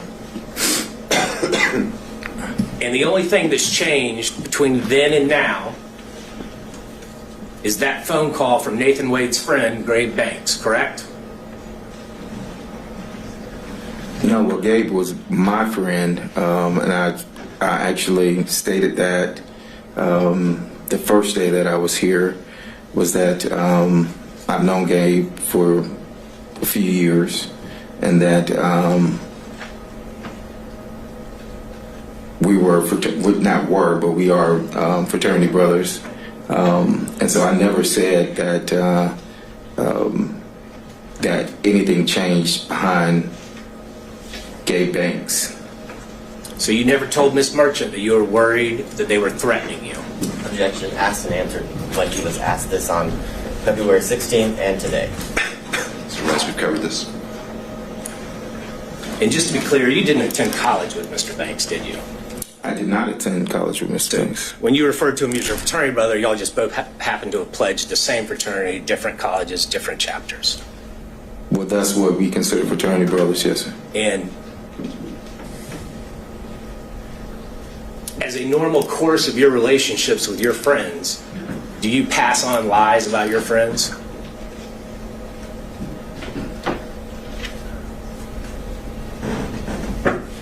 Have I passed on a lie about a friend? Is that what you're asking? Is that something you normally do, Mr. Bradley? Do you tell lies about your friends? Have I told lies about friends? I could have, I don't know. Do you tell lies about your friends about a case of national importance? Objection as to. All right, overruled. I could have, I don't know. Mr. Bradley, I notice you're not looking at me. I'm looking at you on the screen only because I was accused of, and I did the same thing to Mr. Segal when he was on the What's screen. the next question, Mr. Rice? No further questions, Judge. I think it's clear. Thank you, sir. Mr. Gillen.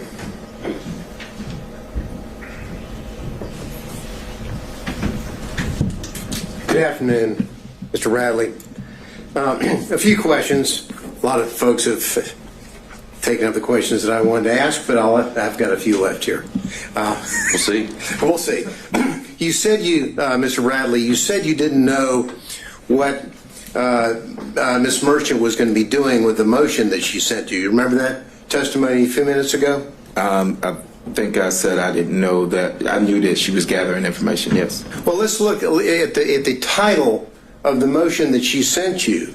Do you remember reading? That was sent on the 6th. Excuse me. Do you remember reading the defendant Michael Roman's motion to dismiss grand jury indictment as fatally defective and motion to disqualify the district attorney, her office, and the special prosecutor from further prosecuting this matter? Do you remember seeing that in the draft that you read and reviewed? Yes. So when you tell this court that you didn't know what she was up or what she was going to do, she kind of gave you a hint, didn't she, in the title of the motion that she sent for you to read? Didn't she? Yes or no? I read the title of what the motion was. There wasn't anything in the title that threw you off. Pretty straightforward speaking title, isn't it? Correct.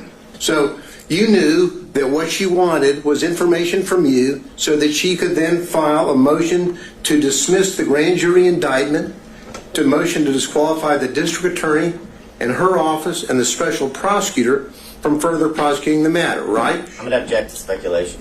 You knew that, didn't you? Overruled. Yes or no?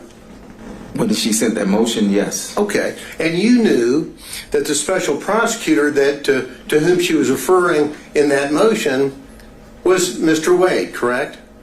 You knew that. Yes. Because you read the motion, you said you reviewed it, correct? Yes. And we're not going to go over all of the, number one, because we don't have time, and number two, the court wouldn't let me. But there are a few things that I do want to ask you about in that response, in that aspect.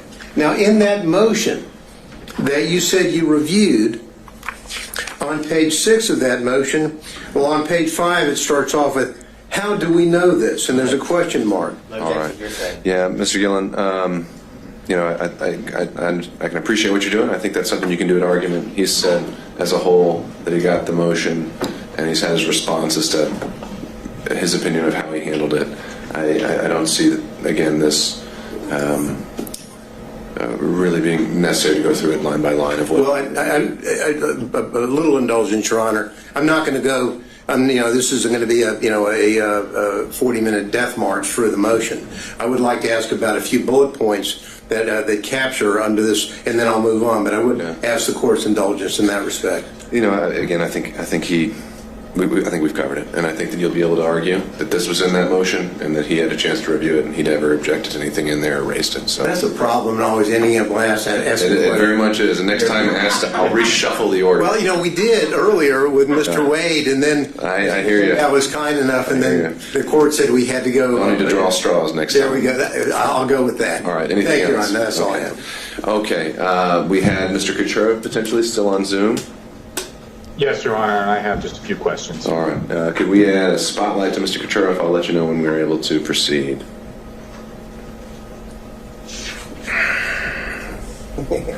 Judge, before he starts, can I take a 5-minute restroom? Absolutely. 2 hours. Yeah, we've been going 2 hours, so let's come back at 4 o'clock. I'll also note for the record that we received a notification from Mr. Cromwell on behalf of Ms. Latham, and he said he was waiving her presence.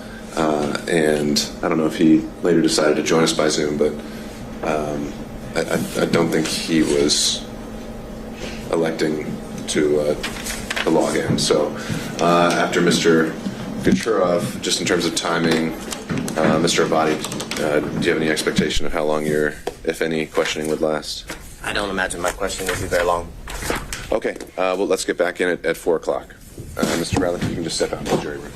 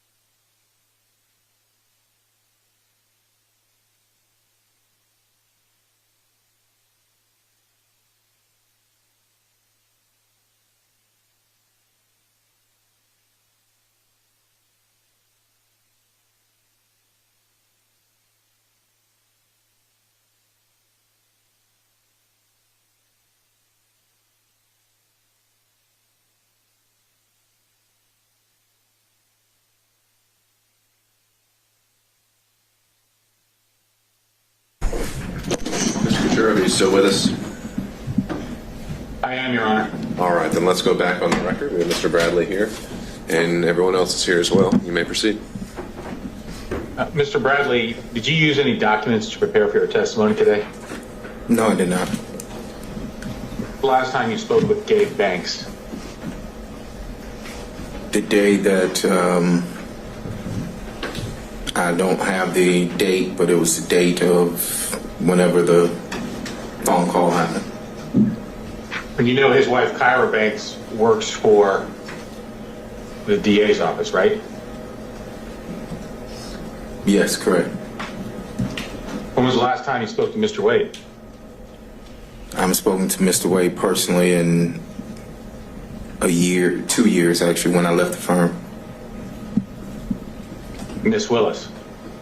I never, my interaction with Miss Willis was never where I would pick up the phone and talk to her, or that she would, or anything like that. So you didn't hang out with Miss Willis? You didn't have a personal relationship with her? No, I never had a personal relationship. I mentioned before that I went to a dinner that was after she was elected. That was at a steakhouse, but it was some 75 to 100 people there. So you knew of her, you just didn't have a business relationship or a personal relationship with her, or at least a close one? I knew of her from she was in the DA's office and I had criminal cases, but I did not personally know her, no. And not having known her, not really hanging out with her, you've got a contract from her office. I'm going to just object as to cumulative asked and answered throughout the multiple All right, days. Mr. Sherwood, I think we covered this ground on the 16th about the contracts. Do you have are you going somewhere else with this? I am, Judge. If you give me a little latitude, I'll tie it right now. Okay, you may proceed. You got a contract from the office, not knowing or having a good relationship or a good working business relationship with Miss Willis. That's correct. That's because Nathan Wade steered that contract to you. I don't know how it came about, but it was presented to me at the office about the contract, correct? Who presented it to you? Mr. Wade? Yes. And he owed you money, you said at one point. Say that again? Owed you money at one point? I don't recall saying that he owes me money. Did he owe you money at one point? Not that I recall saying that Mr. Wade owes me or owed me money. I don't recall ever saying that. I didn't ask whether you ever said that. I said, did he owe you or did he owe you money in the past? No, he didn't owe me money. And so he steered this contract to you, to your office, and you weren't really talking to him? You hadn't talked to him for 2 years? The contract was in 2021. I didn't leave until 2022. So you didn't talk with him that whole time? I left in 2022. I haven't really spoke to him since 2022 is what I stated. When I left June of 2022, around June, August dates of 2022. Other than one last question, other than your attorney, who did you speak with today about giving testimony in this case today? I spoke to my attorneys, Charles Graham and B.C. Chopra. And I have nothing further, Your Honor. All right. And again, I'll just double check to make sure. Did Mr. Cromwell ever join us by Zoom? Do we? Your Honor, I think he's still having technical issues. He did email me saying he has no questions. It appears that all relevant questions were asked. All right, thank you. So just for the record, Mr. Cromwell has been apparently watching the proceeding. He had waived his client's presence and didn't have any other questions as well. So turning it over to Mr. Abai. And I have no questions. All right. Mr. Bradley, you can step down. Thank you, sir. Judge, you want these exhibits? I'll take it.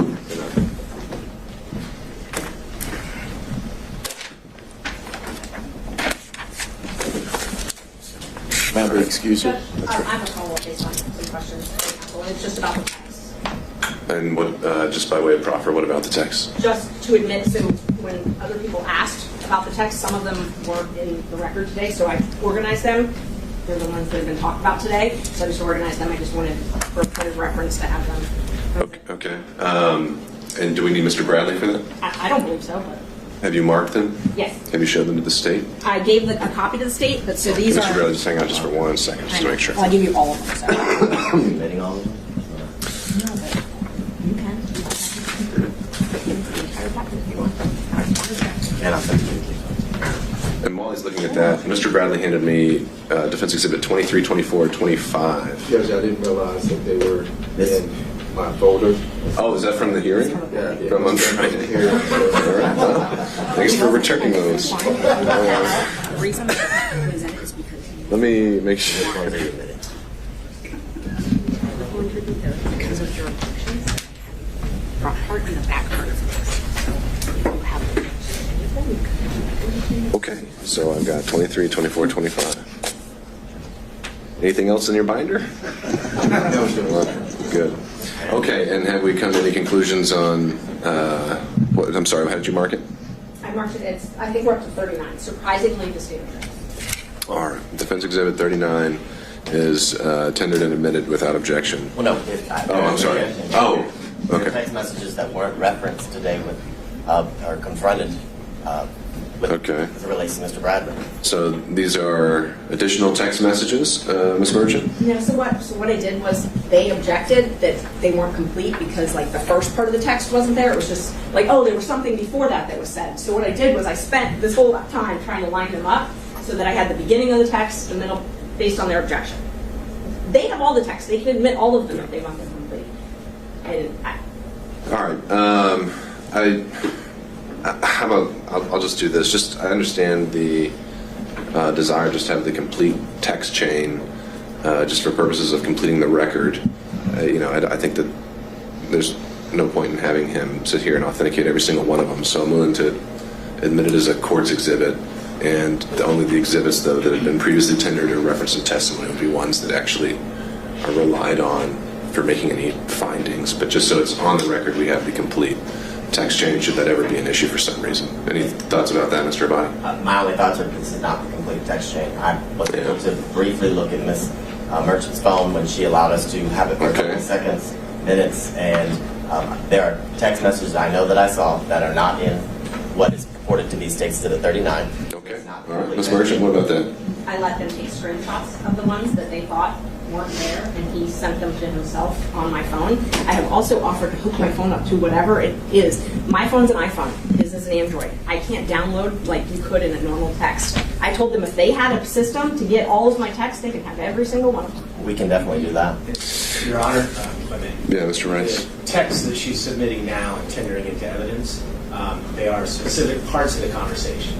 The entire text chain isn't a continuous conversation subject to 601. Those particular parts, given the witness's testimony, should be admitted as substantive evidence to prior and consistent statements with this testimony today. It would be up to the government and the state if they then want to introduce the rest of it.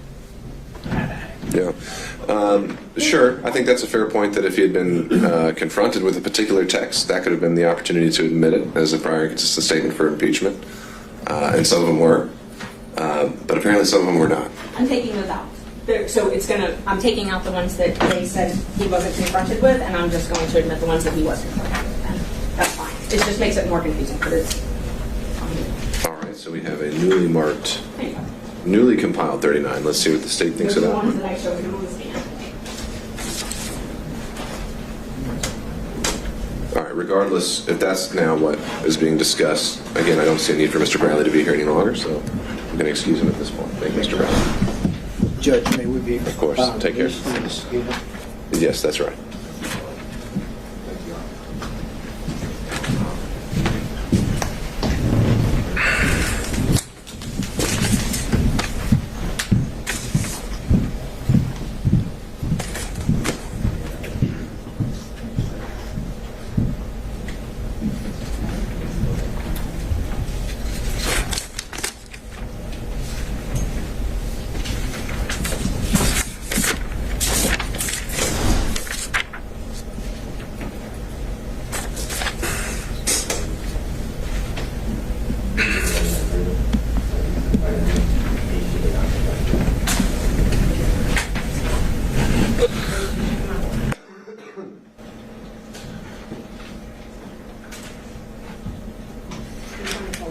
did. It was with Ms. Cross. But you didn't confront him with it. When Ms. Cross had him as a witness.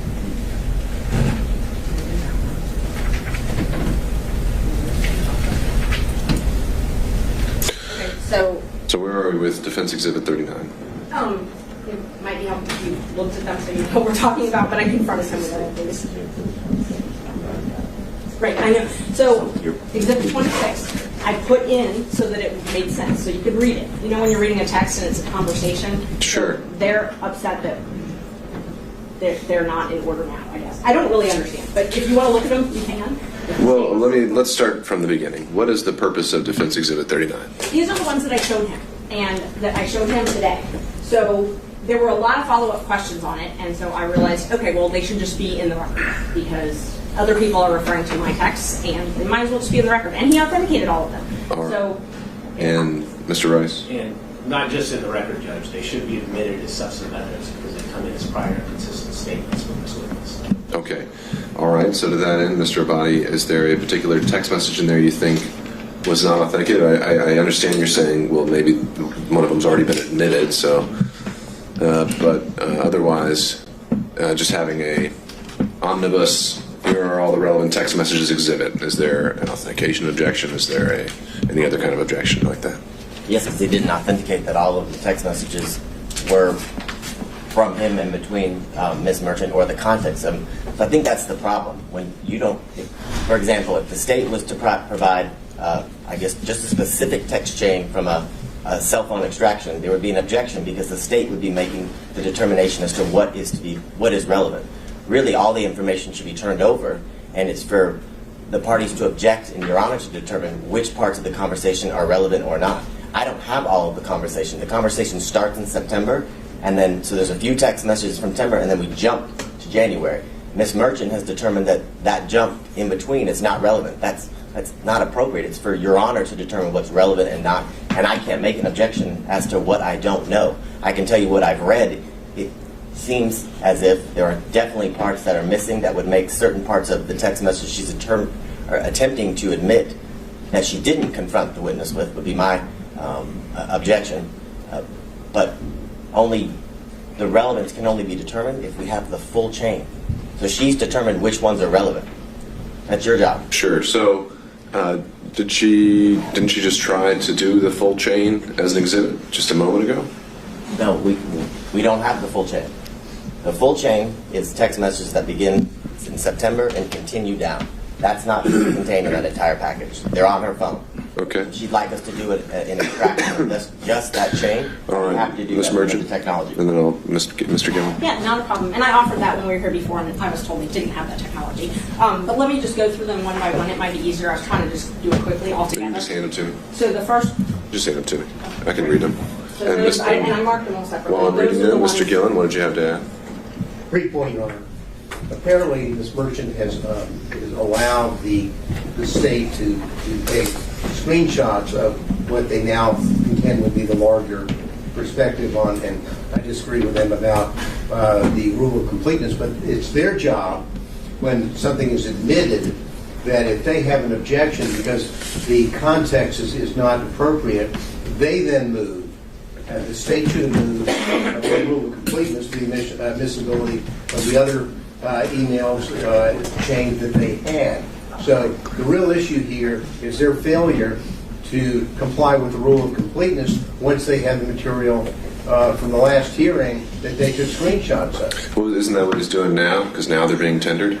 I don't think that he is. I mean, it seemed to me that what was happening here is this Ms. Merchant has tried several different ways to get it in. She wanted everything in, and they objected to that. Then she wanted the segments in that had been, the witness had been asked about, and that's what she's trying to do. My point is that if they're at the time of frankly, of moving under the rule of completeness is at the time of the tendering. If they want to tender something to show that it should be included to be complete, that's on them, not on Ms. Merchant. All right, Mr. Abadi, last point here. So I had a very limited time with Ms. Merchant's cell phone. I only had time to literally find one part of the text message to then send to myself before Ms. Merchant demanded her phone back. So I did not have the opportunity to screenshot every act or every missing part of the conversation to then do as Mr. Gillum is saying that should be done, but it can't be done if I don't have the information. So you don't have the complete packet, and there are many of the text message screenshots that you have printed out that were not used to confront Mr. Bradley or refresh his recollection. So they're inadmissible evidence. If anyone missed the opportunity, it was the defense counsel to confront him. All right. I don't think we need to go back and forth any further. Ms. Merchant, you've offered, you said, to print out a complete chain of every text exchange with Mr. Bradley since you began corresponding with him. I'll give you the chance to do that, and you can follow up by email with that exhibit. That would be the complete chain without any deletions or removals, and we'll have that marked as Defense Exhibit 39. Thank you, Judge. I have got to respond, though. In court Friday at 1:57, when Mr. Abadi texted himself the screenshots, I literally wrote him, "Do you want any other screenshots? I have nothing to hide. You can download my phone if you want." So, all right, we're done. Okay, so I'll wait back to hear from y'all on Exhibit 39. Is there anything else to take up before we discuss Friday? Just kind of throwing it open to the floor. Seeing none, I believe I asked and put it out there among defense counsel to be considering how they would like to organize their arguments on Friday. Has there been any decisions reached on that? Meeting tomorrow to determine that, and I can email the court when we're done with that. But we are going to make it as efficient as possible and break it up. Break it up in terms of like subject matter or something like that? If there's time limits, yeah. On the defense at large, yeah, that's the idea. Okay. Tell us what that'll be, and then. Well, I'll start with what is it that you're asking for? We'll start there. I'm just kind of curious. That's an interesting. Well, I don't think we can answer that right now. Number one, the court said, look, if you divide it up, then we can go with that. Or if you can't divide it up, then I'll give each defense counsel a specific period of time. Tomorrow, we'll find out when we meet whether or not we can divide it up in a way that serves the interest of our respective clients. Hopefully we can. We can communicate with the court. Okay, I'll just wait to hear from you. To the point of, I think the state recently filed their own motion to, I think it formally said to reopen the evidence as to another witness. I only got to read it very briefly. Or I don't know if that was just saying in the alternative we'd like to reopen the evidence. I don't know, maybe someone can clarify that. But my thought there and what I think we ought to do Friday and what I would like to do on the issue of the cell phone analysis and this other affidavit filed by the state today is that both parties, any party rather, can make whatever arguments they want based on a proffer. Any counter arguments they want to make based on a proffer. They would not be admitted into evidence at this point. And at this point, I need to start hearing the arguments in the law and what we've heard so far. And if I think I'm able to reach a ruling based on that, I will. However, if I think that the proffer is going to make a material determinative point, we can reopen the evidence at that point. But just the bottom line is on Friday, the intention is that we're still sticking with argument. But the parties are free to address some of these issues that have been brought up post-hearing if they'd like to. You have Your Honor, excuse me. Whoa. Sorry. Let me start with Mr. Saban. I'm alive and well with a quick question. All right. That suggests that we do not have to have a witness present on Friday for the cell phone record. That's right. Friday would just be argument, and counsel can proffer why they think it's significant. And if once I've heard the law and the argument of counsel, I decide that that is going to have some material bearing on the outcome, then we can reopen the evidence and have it properly admitted and authenticated and subject to cross-examination. Thank you. Okay. Ms. Merchant. I just wanted to know if the court wanted us to focus our arguments on anything in particular. If you have any questions you wanted us to try and answer. Well, actually, I think what I'm more likely to do is more along the lines of what I suggested before, is give y'all a time block, and you use the time however you think is more effective, what you think is your strongest argument. A lot has been covered, And there's a lot of the motions that weren't covered during the evidentiary hearing that I would plan to rule on at the same time as well. So I leave that to you. All right, thank you. Mr. Gillen? Thank you, Your Honor. I know we have other motions to hear on Friday. Oh, we do? Now, I thought we did. I just said disqualification as a whole. So if you have arguments about forensic misconduct, about anything like that, that would be the time for that argument as well. I consider that part of the disqualification. Sure. I thought we had scheduled hearings on the murder arguments. No. I mean, I talked about that, and then things evolved. So we didn't actually send out a notice adding any other motions, but we do need to. We have some trials starting next week. The next 2 weeks, we've got some of our homicide trials already scheduled. So I'm going to be following up with you all to schedule the rest of the pretrial motions that we have. So the only arguments that we have on Friday would be 1 o'clock on the issue of disqualification. That's right, all things disqualification. Anything from the state or any other defense counsel? Nothing from the state. All right, thank you all.